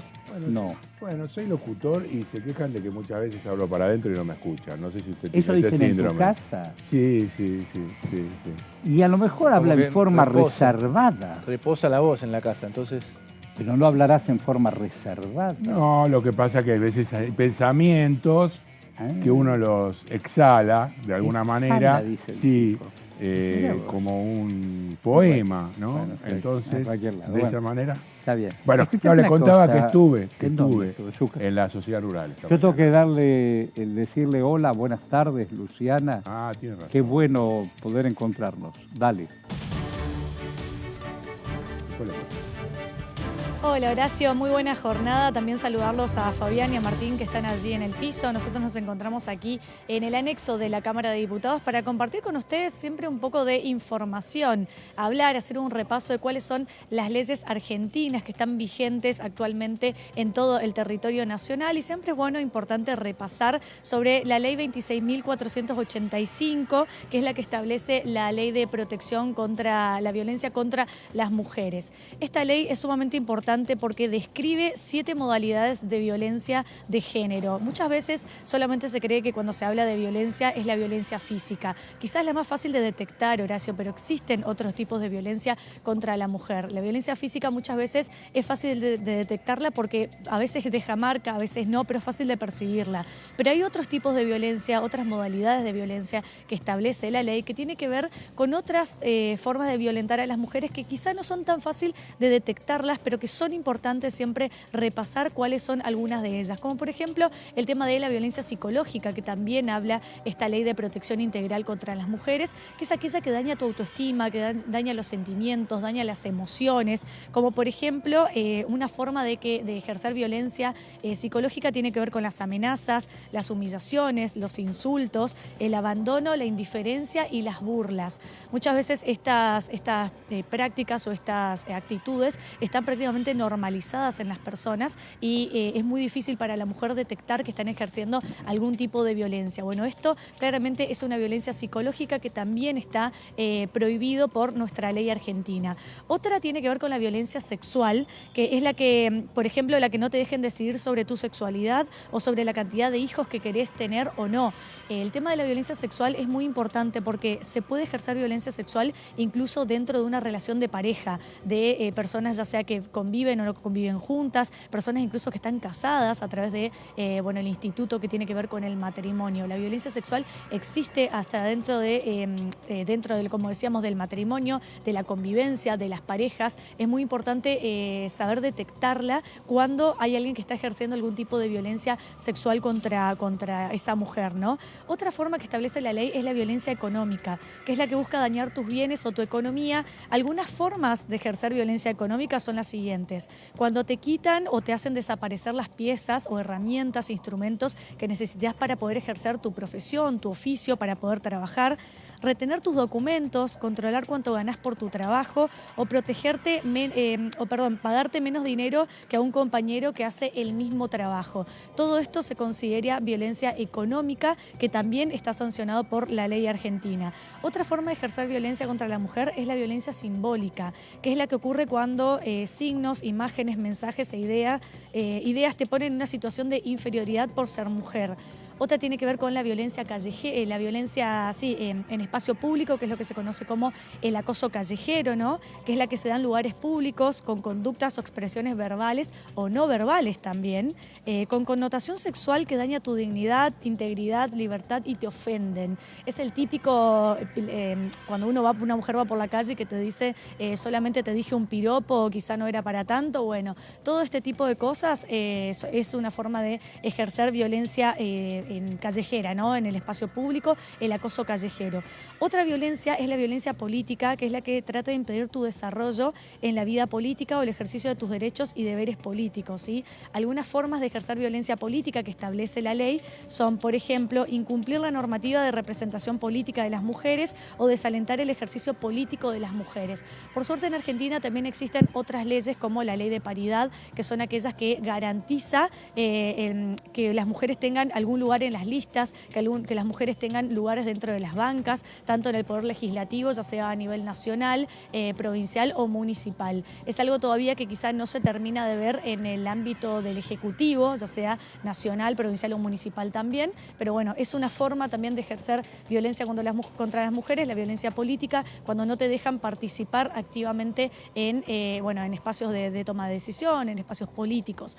Y otro tipo de violencia que fue una de las que venimos hablando hace ya unos meses aquí en Diputados Televisión, que tiene que ver con la violencia digital. El tema de la violencia digital justamente lo que pretende es modificar la actual ley, la 26.485, para incluir la violencia digital como una forma de ejercer violencia de género hacia las mujeres. ¿Y por qué, Horacio? ¿Por qué es tan importante hablar de violencia digital? Justamente porque todo lo que pasa en la vida virtual tiene una repercusión inmediata en la vida real de las mujeres. Entonces, no es que solamente podríamos decir, bueno, es algo que pasa en el espacio virtual, no, porque justamente la violencia digital tiene que ver con, por ejemplo, difundir material o contenido sexual, contenido íntimo de alguna mujer que quizá en un ámbito de confianza, en un ámbito de relaciones, esa mujer le envió algunas fotos, algún video a alguna persona y luego por venganza, es lo que se conoce como la porno venganza también. Te interrumpo esto tiene apenas unos segundos. En el día de ayer, la pareja, ambos policías, uno de la provincia y uno de la ciudad. Él, ambos con arma reglamentaria, él la mata a ella y después terminó suicidándose. Digo, más allá de manipular el arma, comillas, reglamentarias. La intolerancia. Bueno, todavía estamos buscando a la muchacha de Entre Ríos, ¿no es cierto? La piba Cecilia. Sí. Y en el medio, esta violencia sin fin, que se manifiesta de estas maneras tan brutales. Y vos lo estás explicando tan bien, ¿no? Sí. Así es, Horacio, y siempre, por lo general, antes de llegar a un femicidio, como ocurrió en el caso que estabas nombrando, siempre hay formas tempranas de detectar la violencia, porque nadie termina matando a una persona de un día para el otro.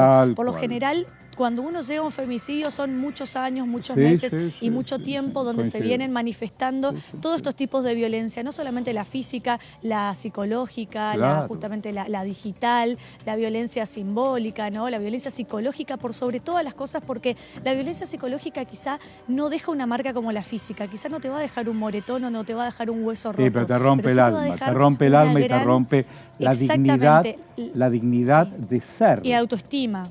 Claro, la dignidad de ser, y esto no tiene que ver solamente con el género, la dignidad de ser. Quien subestima, menosprecia, ningunea al otro, haciéndolo sentir casi nada, hasta que llega el cuerpo contra el cuerpo y a veces hay que lamentar cosas brutales.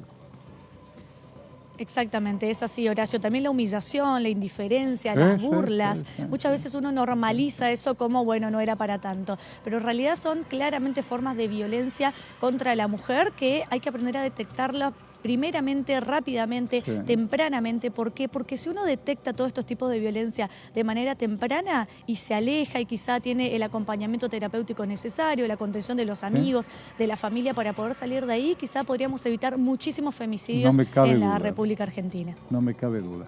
Muy bueno, no solamente bien explicado, muy didáctico y bueno para poder comprometernos. Una vez más, gracias Luciana, muchísimas gracias. Gracias a ustedes, estamos en contacto, hasta luego. Por favor. Bueno,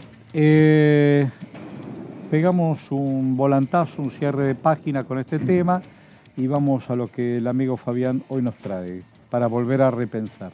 Contanos, Fabi. A ver. Sí, hablando de plena campaña electoral, bueno, hoy a la mañana presentaron los diversos precandidatos sus propuestas para este nuevo periodo presidencial que comienza a partir del 10 de diciembre de este año 2023.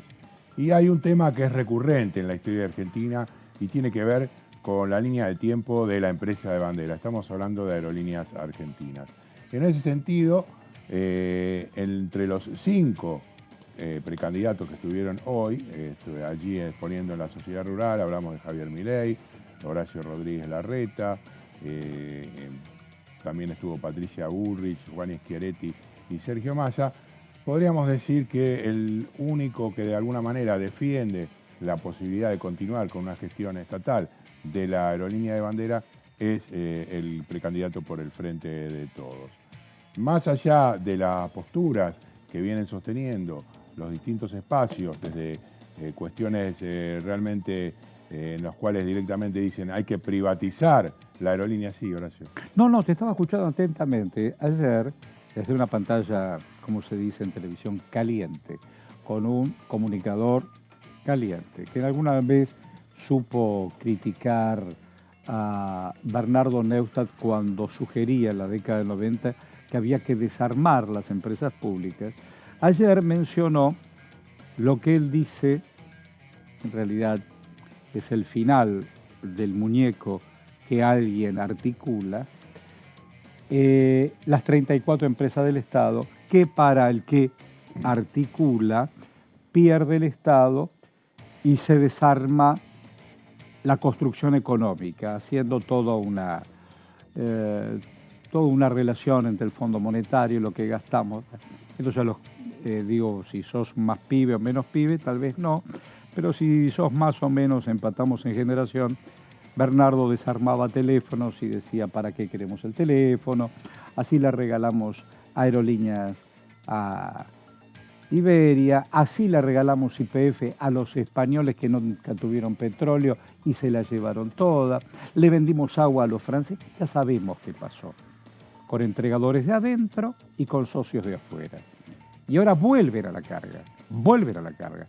Yo no sabía que esto que vos estás diciendo, que el único hoy en frente digamos, a la... desde el punto de vista del Estado y la política de defensa de las empresas del Estado, entonces la postura fue de Sergio Massa, en un contexto en el cual la historia de aerolíneas, como vos bien señalás, con un desarrollo que tuvo algunos picos de trabajo intenso, la década del 70, cuando todavía coexistían, luego vendría la generación de la unidad entre Aerolíneas y Austral, la caída en la época de Domingo Cavallo cuando entregó la acción de oro, esta que permitía de alguna forma entregar definitivamente la empresa, en este caso al Grupo Iberia, y la semana pasada, hace aproximadamente, efectivamente 15 días, cuando se realizó un acto en el Aeropuerto Internacional de Ezeiza con la presencia de Cristina Fernández de Kirchner y el Ministro de Economía ante la compra de un nuevo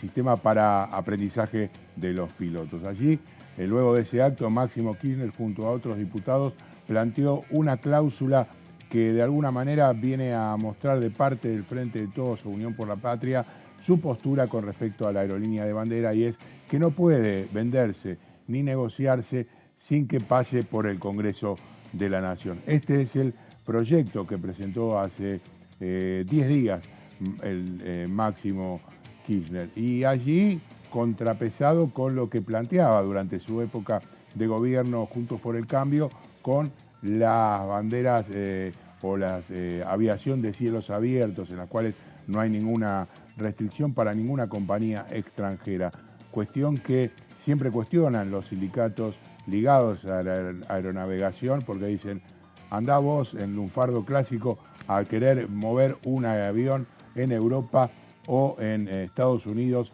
que no sea de bandera local, como dando a entender que le daríamos privilegios a las empresas extranjeras por volar libremente por el espacio aéreo argentino. Bueno, ya sin sabemos ningún tipo de condicionamiento. lo que pasó entre el 15 y el 19 con el tema de las low cost y el negocio de algunos, de los Dietrich y qué sé yo, ya sabemos lo que pasó. Claro, esa es efectivamente lo que hacen en este detallado informe desde Unión por la Patria, planteando lo que ha sido el desarrollo de la empresa, las consecuencias que ha tenido también en su mal funcionamiento, su creación y aumento de un déficit importante, y por otro lado, bueno, la entrega de rutas aéreas en la época de Menem, junto con la venta de edificios muy costosos que tenía en esa época aerolíneas argentinas en el exterior, como en Nueva York, en Roma, en Bruselas, en distintas capitales europeas, y sobre esto también mojado, que tiene que ver con la denuncia que hizo el actual titular de Aerolíneas, Carlos Seriani, diciendo que en la época de Marsans, una de las empresas que supo de administrar a las aerolíneas argentinas, se llevaban los aviones de nuestra frontera para vaciarlos y cambiarles todo el tipo de maquinaje, fuselajes, de alguna manera haciéndola sucumbir. Entonces vamos a ver un poquito más en profundidad de qué se trata este proyecto, si te parece, Horacio. Claro que sí. Propone introducir un párrafo quinto al artículo primero de la ley 26.466, que es la ley justamente de estatización de aerolíneas argentinas que se produjo el 24 de julio de 2008, perdón, el 11 de julio de 2008, con el fin de replicar el requisito establecido en el artículo 10 de la ley de IPF, es decir, que tiene que pasar por el Congreso de la Nación y ser votado en el Parlamento la posibilidad de hacer la venta de, en este caso, de aerolíneas argentinas. Prohibición de la transferencia de las acciones sin la autorización del Congreso de la Nación votada por las 2/3 partes de los miembros de cada Cámara. Esta es una llave muy difícil de remover. Está claro que tener que alcanzar los 2/3 del Congreso o la Cámara de Diputados es muy difícil en estos momentos. No me imagino que vaya a cambiar las cosas mucho más adelante. El tema, Fabián, es que se cumpla, ¿no? Después, porque bueno, lo vimos, por ejemplo, con la deuda, con el crédito del FMI, que también tenía que pasar por el Congreso, más allá de que después se hizo el proyecto para reforzarlo, ¿no? Pero ya de por sí tenía que, todo lo que tenga que ver con la deuda debería pasar por el Congreso. A veces no se cumple. No, bueno, está claro que en este gobierno no se cumplió y fue una de las críticas principales, en este caso del mismo autor de este proyecto, de Máximo Kirchner, la que se negó a votarlo, ¿no? Claro, en este caso pasó. Este año pasó. Bueno, el gobierno de Mauricio Macri justamente tomó la deuda de un día para el otro, volvimos al Fondo Monetario, tomó la deuda el Congreso. Sin pase por el Congreso y lo anunció en un videíto de, creo que no más de 5 minutos, si mal no recuerdo. Sí, o menos también. El 20 de junio de 2018. Por eso, hay que ver si esta exigencia, esperemos que sí, ¿no? Que se discuta en el Congreso. Absolutamente. Bueno, en el centro del debate está la necesidad de contar con una línea aérea de bandera que debe convertirse en una empresa eficiente, pero al mismo tiempo brindar servicios que no entregará nunca una empresa privada. Porque este es el otro punto que destacan desde Unión por la Patria, la necesidad de la interconexión con aquellas ciudades, aquellas provincias en las cuales no hay un rédito económico ni son la crema, la frutilla del postre para las empresas de aviación, que tiene 4 o 5 puntos fundamentales en el país. Podemos hablar de Ushuaia, de Mendoza, de Misiones, de Jujuy y, si querés, de Córdoba, que son en realidad los puntos, y las cataratas del Iguazú, que son los puntos centrales y los que dan más rédito. Ahora, del resto de las 18 distritos, ¿quién se ocupa? Y ese es el destino y la posibilidad que existe Aerolíneas Argentinas para fomentar turismo en otras zonas, como ha sucedido en estos días con Catamarca, la fiesta del poncho, donde la posibilidad de acceder a través de la línea aérea le ha permitido, creo que, vivir una de las fiestas más grandes que se recuerde en la capital de Catamarca. Vamos a la siguiente.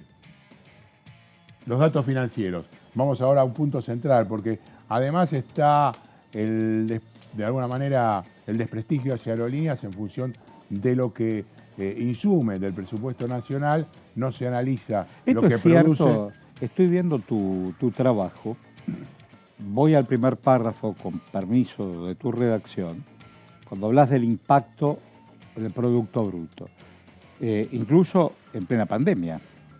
Y estos son números actualizados, digamos. Luego de la pandemia se remontó. No, esto es ahora, claro. Por eso se remontó. Consideremos. Esto es en 2022. Tal cual. Esto es en 2022. Consideremos. En el 2021 aumentó mucho por la pandemia, por no tener aviación. El país estuvo aviación. parado, el mundo estuvo parado. Es así. Vos tenías los aviones en los hangares. Es así. Y además tenías que mantenerlos, naturalmente, porque como cualquier máquina, vos fijate, de 300 palos a 3.400. Entonces... No, el crédito y el rédito que da a tener una línea de bandera, justamente pone de manifiesto la posibilidad de acceder a una soberanía que de otra forma no tendríamos. Pero sin duda. Y la llegada a ciudades donde un inversor no apostaría por ser deficitarias y no tener el atractivo suficiente que entregan aquellas zonas elegidas por sus bondades Naturalmente. Si todos quieren ir a Misión, todos quieren ir a Catarata, Bariloche, Ushuaia.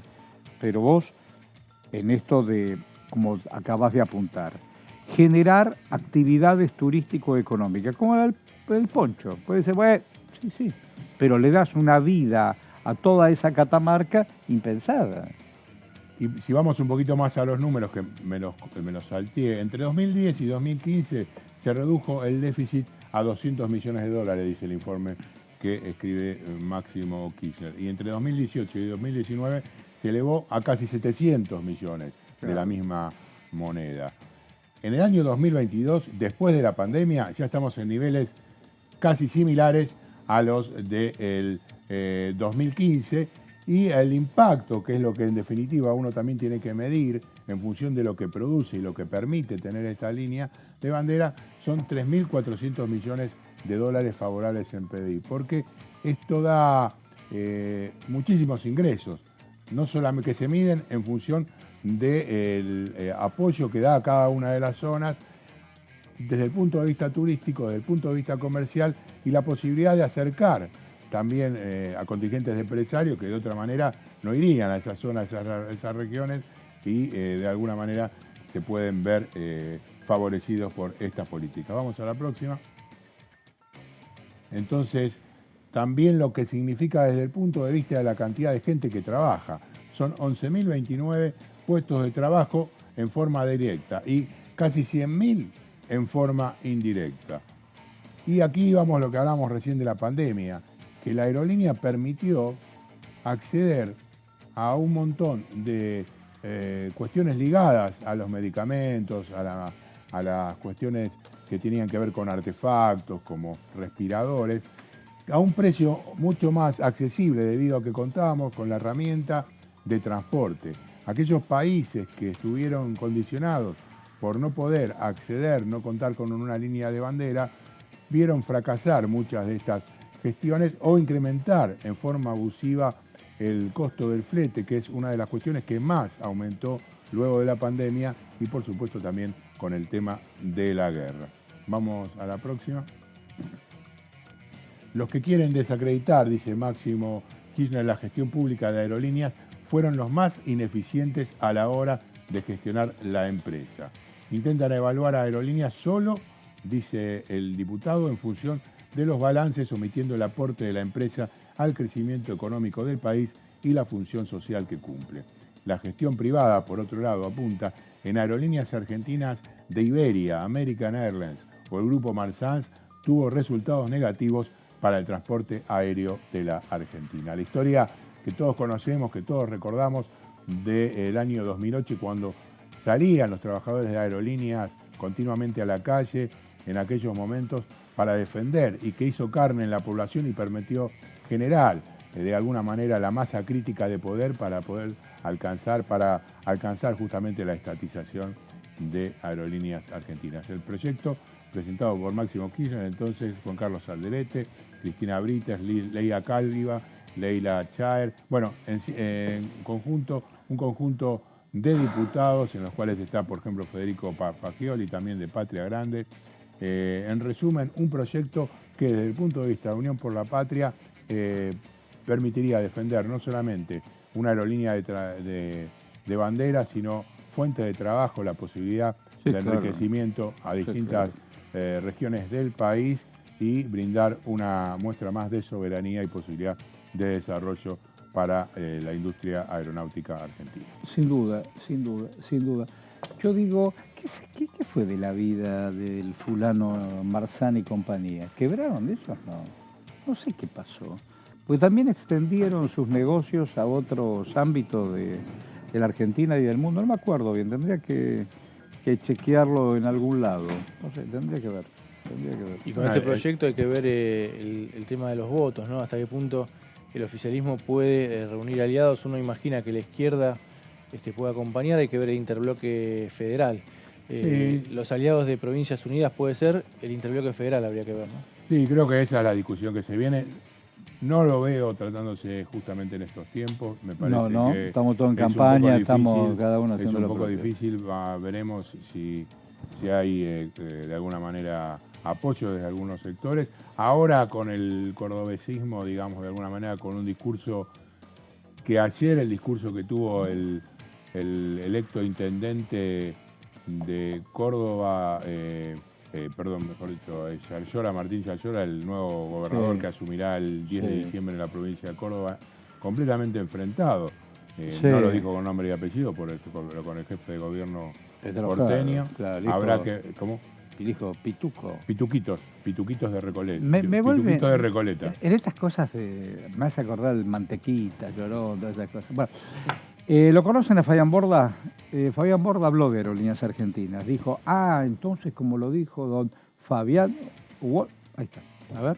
Es un resguardo a que no volvamos a privatizar Aerolíneas Argentinas, es una aerolínea de bandera que tenemos que tratar de mantenerla. Esa chica que está ahí nosotros con cara de... cuando recuperamos Aerolíneas Argentina, la mayoría de las aeronaves eran leasing, o sea, estaban alquiladas. Claro. Y había provincias que no tenían vuelos regulares, o sea, creo que está a la vista el mejoramiento que tuvo Aerolíneas Argentina. Corrientes, por ejemplo, tienen frecuencias de toda la mañana, toda la tarde, y también a veces a la noche, o sea, estamos mejorando, estamos bien con cómo estamos, o sea, tenemos que resguardarnos y que no volvamos a perder nuestra bandera, ¿no? Nuestra línea de bandera. Frente a eso, diputado, Aerolíneas Argentinas no es la única empresa en donde el Estado tiene la mayor participación. Hay muchas empresas, el caso YPF es una, Aerolíneas es otra, Aguas es otra. ¿Cree que se tendría que extender a todas las empresas del Estado? Y yo creería que sí. Mientras podamos extender a todas las empresas del Estado, tendríamos que hacerlo y conservar lo nuestro, ¿no? O sea, ya sabemos lo que pasó en otros gobiernos con la privatización de nuestras empresas de bandera, ¿no? Que después nos costó mucho recuperarla. Y bueno, hoy, usted lo dijo, YPF, bueno, tenemos la mayoría de las acciones y estamos haciendo lo que estamos haciendo, está a la vista, que estamos trabajando a conciencia y con responsabilidad. Fabián Borda, hombre de Corrientes por ahí. ¿Conoce Corrientes usted? Conozco Corrientes, muy lindo los esteros de Iberá. Me debo los esteros de Iberá, mira que conozco cosas, pero es lindo eso y hay que navegarlos. Conviene navegarlos para llegar a lugares más inhóspitos todavía. Y me saluda el carpincho cuando yo voy por ahí. El carpincho, hay ciervos, hay muchas... Hay camalotes. Hay camalones, hay yacarés. Camalotes y yacarés. ¿Yacaré? Sí. ¿Y un yacaré me puede comer? Y se comen, pero... No, se comen, si me puede comer a mí. No, le iba a decir que en un momento era un lugar de mucha caza y después se transformó a un lugar más... acotado. De cuidado. Entonces no me puede comer. No, si usted no lo molesta, no lo va a comer. ¿Cómo voy a molestar yo a un yacaré? ¿Usted comió lagarto sin hueso alguna vez? No, usted me está hablando... Pero le pregunto porque vi un cartel... Estamos en un terreno de la sin hueso. Pero le pregunto porque vi un cartel en la ruta, yendo hacia la localidad de Merlo la semana pasada. Merlo, San Luis. Sí, señor. Qué lindo que debe ser eso. Es muy lindo. Bueno, lagarto sin hueso, 1.500 pesos el kilo. ¿Le va? No sé si es rico, ¿cómo? Yo creo que debe ser rico. Si lo come alguien, ¿por qué va a ser? A ver, todo bicho que camina, lagarto. Y ves una carne muy fibrosa la del lagarto. No la probé, ¿A usted le gusta la carne fibrosa? ¿A usted le gusta la carne fibrosa? Sí, claro, pero claro, está la carne fibrosa. Bueno, ¿y con qué se preparará eso? ¿Con un estofado? No sé, puede ser un estofado. A la parrilla. ¿Y con qué lo acompaño? ¿Con papas al fuego? Con papas. Qué original. Impresionante. Qué original. Y unos usted lo ve morrones. Morrones. Sí. ¿Y dónde bien comer? Verdes tiene que ser, porque es lagarto, entonces tiene que ser verde. Bueno, dígame, Martín, ¿usted sabe cocinar? Algunas cosas puntuales. No, dígame qué. Vamos a la verdad. Ahora, por ejemplo, que estamos en invierno, tenemos un hogar en casa. Mire qué lindo. Sí. Entonces aprovechamos a veces las brasas. Un hogar con leña. Un hogar a leña. No salamandra. Entonces no salamandra. Muy el hogar bueno. es más práctico con una parrita chiquita. Y hace ahí cosas vuelta y vuelta. Claro. Es un bacán. Tengo buen tiraje, entonces no me viene el humo. Mis tíos vivían en el Warnes también, decían. Bueno, escuchame una cosa Qué interesante. ¿Cuánto vale el kilo de leña? No, tengo leña ahí, tenemos leña en ¿Que casa. corta los árboles del barrio? Claro, las podas, se aprovechan las podas para... No. Félix, está cortando los árboles del barrio. No, dijo para que no, dar- dijo que no los corta. Las dijo que podas, no los corta. hay que hacer unas podas. En invierno se hacen la poda cuando ya el árbol Te se queda viene. para todo el... Para todo Cualquier árbol se corta. Cualquier árbol se puede cortar. Los peligrosos, ¿no? Los que... Peligroso. Que se caen las ramas. Y los que... Y usted tiene ya, ahí eso, tiene una reserva. ya estén muy altos. Y el año pasado, por ejemplo... ¿En dónde vive usted? En Villa Elisa. Vivo en Villa Elisa. Villa en La Elisa, Plata. cerca de La Plata.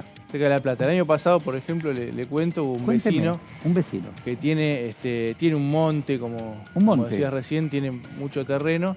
Y claro, árboles de 50 metros. En un momento le pedimos al vecino, ¿Y el tipo el resto se de lo los vio? vecinos, que los baje un poco. Un poquito. Entonces, bueno, todos aportamos para bajarlo y ahí quedó muchísima leña. ¿Y el Quedaron vecino quedó arriba de la copa? toneladas de leña. No, porque Pero era vuelvo. un Pero el trabajador que vecino hacía eso, un quedó trabajador. arriba de la copa. No, el Se vecino... olvidaron del vecino para no pagarle. El vecino compartió la leña, así que estuvo muy bien. No, está bien, pero Y el es la tipo leña lo que bajaron estamos para usando. pagarle. Esto es lo que no entiendo. Está preocupado por el vecino trabajo está en salado. blanco. El tipo, Está preocupado por el trabajo no, en blanco. el tipo iba cortando. Tac, para Bravo, así no, así no, para... con la sierra. No, bueno, así tiene que hacer. Y el no, tipo así. terminó abrazado al tronco. La de los tres y no, chiflados. y no de lo los tres bajó chiflados. nadie más. Todavía está ahí ¿Cómo arriba. se llama el vecino? El vecino le decimos Memo, don Memo, le mando un saludo. Y claro, pero arriba del árbol. No, está ¡Memo! Escúcheme, Félix. Memo no lo bajaron para no pagarle. ¿Escuchás lo que te estoy diciendo? No, así no podemos. Han declarado a Memo una figura ilustre. Vos me preguntás cuánto Yo sale no la sé, leña, no yo te pregunto. conté el proceso de cómo... No, yo la entiendo leña que todo, estamos usando entiendo ahora todos también los que son las vecinos 4 es- menos 25. Claro. Y vamos con la ley Blas, ¿qué te parece? Dale. Vamos con la ley Blas, Claro. sí. Vamos a aprovechar, este es otro de los proyectos pendientes. Hace poco condenaron a Lucas González, condenaron a los asesinos de Sí. Lucas González, este chico de 17 años, jugador de Barraca Central. Bueno, Sí, claro. es un caso similar al de Blas Correas en Córdoba, también Pobrecito. hubo condena sí, el este año. caso del pibe Lucas. El caso del pibe Lucas, donde están involucrados policías que ya fueron condenados a perpetua, donde quisieron plantarle la pistola en el baúl, y nunca me voy a olvidar cuando la mamá con los botines del pibe. Y este es un caso muy parecido a Es muy ese. parecido. Mira, el de Lucas González, A ver, contanos. condenaron a 3 policías Sí, a claro, a prisión perpetua. perpetua, Sí, sí. a otros 6, Sí, sí. entre 4 y 8 años por encubrimiento y torturas. Tal cual. En el caso de Blas Correa hubo Decime. 2 policías condenados a cadena perpetua y 9 por encubrimiento y abandono de persona. Fueron casos muy Esto pasó en Córdoba. parecidos. Esto pasó en Córdoba. Contanos. Unos chicos iban en auto, Sí. los intenta frenar un control policial, ellos se asustan, asustan, quieren escapar, muy parecido a lo que pasó con Lucas González. En el caso de Lucas González era un auto de civil, en el caso de Córdoba era un operativo, pero lo que hicieron, bueno, algo que por supuesto no deberían haber hecho, los persiguieron, les tiraron y mataron a Blas Correa. Bueno, primero lo hirieron, se dio una particularidad también, los amigos lo llevaron a un sanatorio, al sanatorio Aconcagua, que en ese sanatorio no quisieron darle ingreso, no quisieron atenderlo. Bueno, en el camino a otro hospital, ahí murió Blas Correa. Este proyecto lleva su nombre, como se está acostumbrando, ¿no? Últimamente, en los últimos años, en algunos proyectos queda como el nombre de alguna víctima, como para darle más impulso. Es un proyecto de Gabriela Brauer, de Conin, es diputada de Evolución. Lo que hace es modificar el Código Penal para agravar los delitos de tenencia ilegal y portación ilegal de armas de fuego cometidos por miembros de fuerzas de seguridad policiales o penitenciarias. Tanto en el caso de Lucas González como en el de Blas Correa, lo que hicieron después, los policías después del del asesinato es dejar en el lugar armas, a veces son armas de juguete, a veces armas reales, como para simular un enfrentamiento y bueno, aliviar la pena. Este proyecto lo que hace es, bueno, agrava los delitos de tenencia ilegal y portación ilegal de armas de fuego cometidos por los miembros de fuerzas de seguridad. Al parecer es una práctica bastante usual, como que bueno, para los policías es moneda corriente tener un arma en algunos operativos para dejarla en el lugar de los hechos. No, como segunda arma para no ser reconocida en caso de que efectivamente hagan algún tipo de avasallamiento de la libertad, le disparen, es una segunda arma, no es que tengan preparada. En el caso de Lucas González hubo un policía que fue con el cabo, con el oficial Isasi a buscar la pistola de juguete para encubrir específicamente el crimen. No era que la tenían preparada en el auto de la brigada que interceptó a Joaquín, que era el que conducía la camioneta en el Surán esa mañana, y que la tenían preparada. O sea, el arma, una segunda arma limada, como hacían durante los operativos durante la dictadura militar, que no un arma ilegal, por eso es. Real. Pero no es que la llevan específicamente para tirársela a la persona que van a plantar. Es un arma ilegal. Sí, pero es ilegal, pero no es que la llevan para endosársela al tipo que le van a disparar, sino que la pueden usar también como arma alternativa para disparar y así no tener ningún tipo de registro ni responsabilidad. Atacaron también, por responsabilidad, ¿entendés? Sí. Sobre todo por ese dato que no es un dato menor. Todas las armas tienen una numeración, ¿no? Una numeración. El RENAR, por supuesto, te la pone. RENAR es un registro de armas. Se lima, como se liman los motores de los autos. Los que están en la joda hacen eso. Y entonces... vamos a la segunda placa.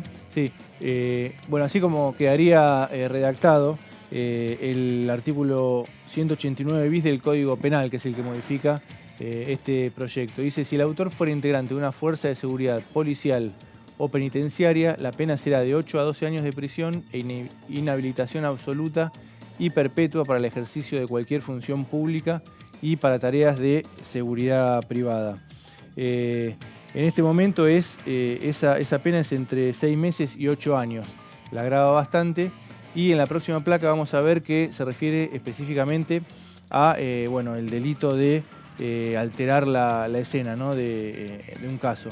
Dice, será reprimido con pena de 10 a 20 años, mayor todavía, de prisión e inhabilitación absoluta y perpetua para el ejercicio de cualquier función pública y para tareas de seguridad privada, el que con el objeto de entorpecer una investigación, asegurar su impunidad, es el caso, no pasó por suerte, pero lo que intentaron en los dos casos, en el de Lucas González y el de Blas Correa, o la de terceros, o perjudicar la situación procesal de una persona, alterar pruebas o modificar la escena de un crimen, introduciendo armas u otro elemento que simule tener capacidad ofensiva o defensiva, esto es por las armas de juguete, que permitan suponer la existencia de una agresión o peligro que legitime a los funcionarios actuantes a neutralizarla. Esto no está en este momento en el Código Penal. Lo que propone la diputada Brauer es que con este texto quede bien específico, ¿no? Y claro que se trata de estos casos. Vamos a la próxima placa. Propone también el proyecto reducir las escalas penales a las de tentativa respecto de los partícipes o autores del delito a los que brinden información, esto es lo que se llaman arrepentidos, ¿no? O datos precisos, comprobables y verosímiles. En los argumentos, los fundamentos del proyecto, cuentan la historia, el caso de Valentino Blas Correa, que fue víctima de violencia institucional por parte de la policía de Córdoba. Decíamos, tenía 17 años y los policías dispararon 6 balazos. Uno le dio en la espalda a Blas Correa. Pobrecito. ¿Cuántos años tenía el pibe? 17 años, igual que Lucas González. También otra coincidencia en cuanto a la edad de los chicos. ¿Qué cosa los segmentos? ¿Ahí terminaste con esto? Sí.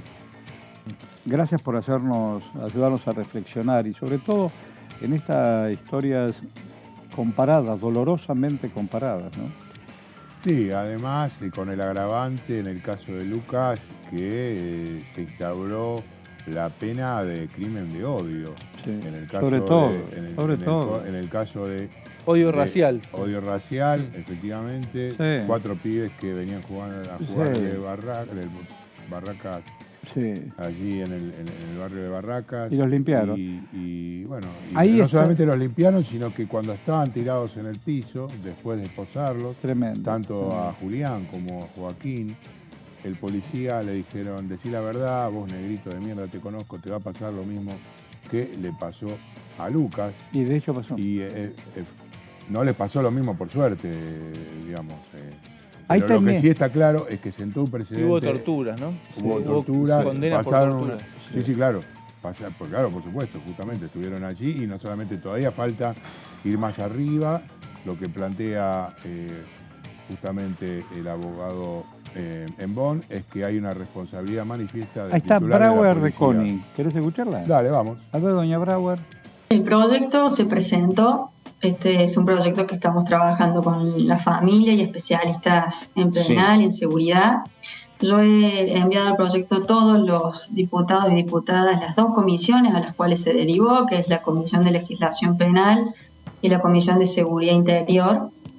La verdad que estoy esperando y con muchas expectativas y ansias de que esto empiece a tratarse, que empiece por lo menos a debatirse en la comisión de asesores, porque si estamos hablando de fortalecer el sistema de seguridad, de fortalecer la protección de los ciudadanos, creo que esto es un aporte importante para sanear de las fuerzas policiales y de seguridad a todos aquellos policías que no cumplen con sus tareas de acuerdo a la ley y que cometen delitos. Creo que es sumamente importante que quienes nos protegen sean personas honorables, transparentes y que cumplan con su función de acuerdo a la ley y a la normativa. En el caso de Blas, que introdujeron un arma para mostrar supuestamente un enfrentamiento y tener una causa de justificación. Como usted dice, hace 40 años que la sociedad argentina estableció que no quería volver nunca más a esas prácticas autoritarias, esas prácticas totalitarias, pero lamentablemente el accionar cotidiano nos muestra que aún siguen vigentes y que tenemos que ser más contundentes aún y diseñar políticas públicas y leyes para erradicarlas totalmente. Por eso creo que hay que debatirlo con profundidad, cada uno puede realizar aportes, esto se tiene que trabajar de una manera integral, obviamente que no hay una sola solución al respecto, pero por lo menos desde nuestra posición quisimos hacer eso, digamos, es un aporte para debatir, que puede ser ayornado, puede ser mejorado, de acuerdo a las experiencias, a todos los conocimientos de personas especializadas en el tema, pero sin lugar a dudas, el debate se tiene que dar, porque es una realidad constante que se ve en muchísimos casos a nivel nacional y que no podemos dejar pasar.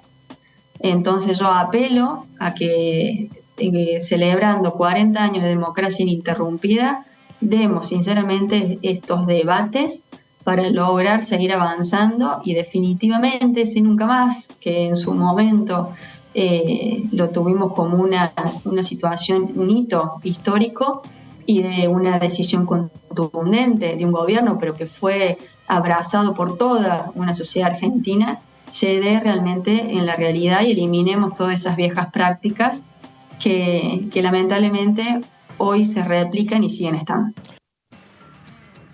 Bueno, es muy interesante. Digo, siempre la escucho con mucho compromiso a esta diputada.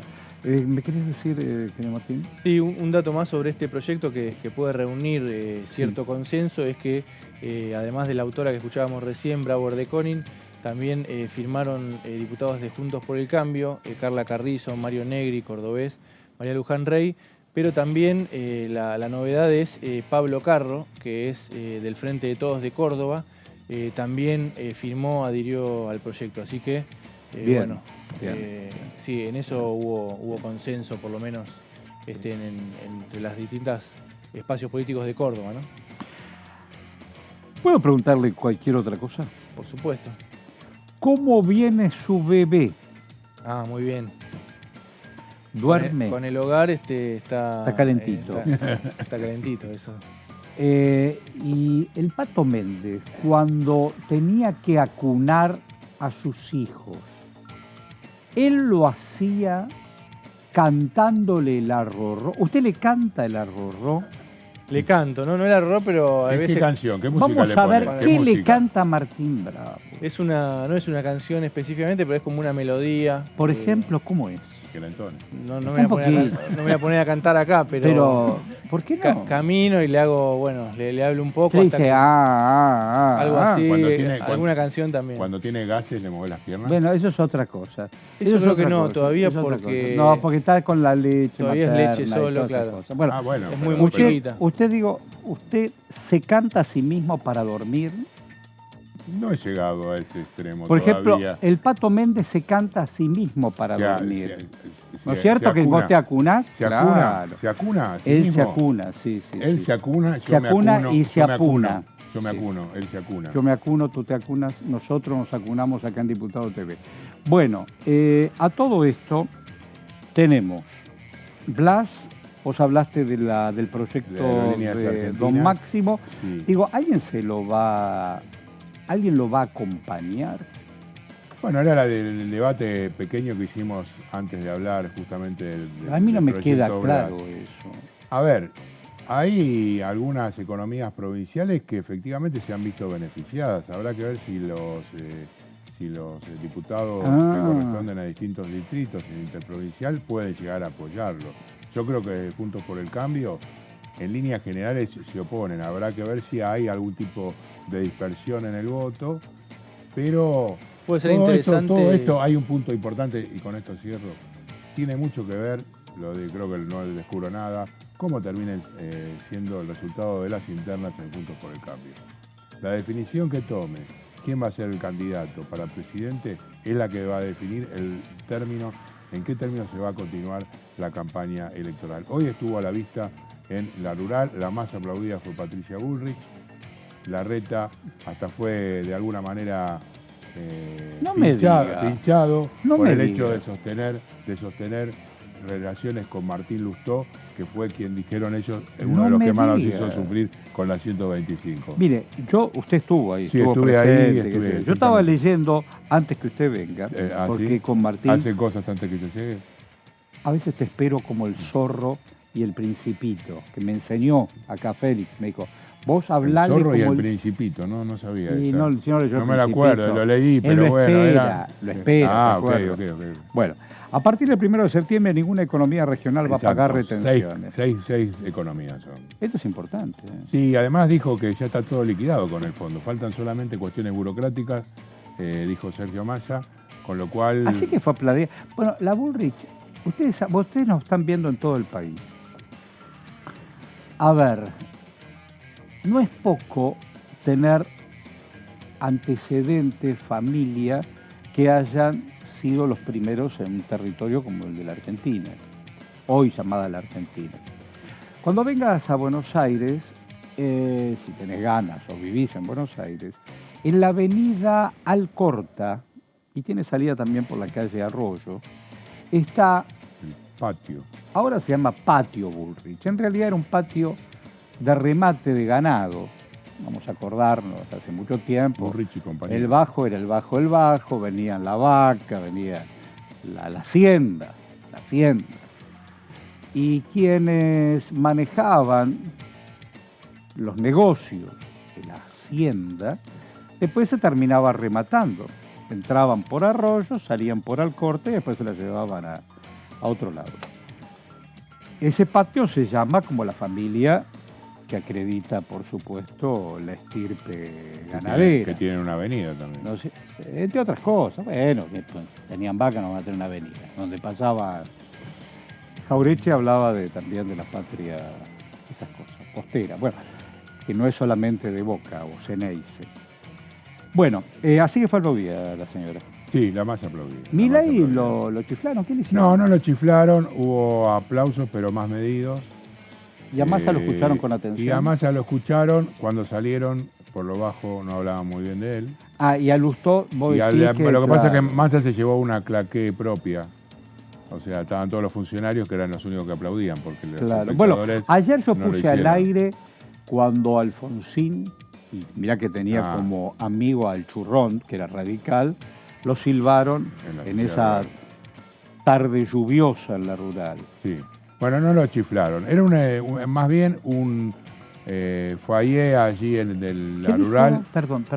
El lugar donde brindaron foyer. Sí, donde que salieran al foyer, no importa. El lugar donde brindaron su exposición, los precandidatos, era bastante pequeño, no había mucha gente. No sé. No había mucha gente, daba para mucha mayor cantidad de sillas, pero creo que no esperaban. Bueno, en la continuidad informativa periodística de Diputado TV, por mi parte quiero decirles gracias, nos vamos a estar reencontrando en estos segmentos, en estos días tan particulares. Don Martín Bravo, gracias. Gracias. Don Fabián, yo sé que usted seguirá acompañando al querido Carlos Pato Méndez y otros compañeros.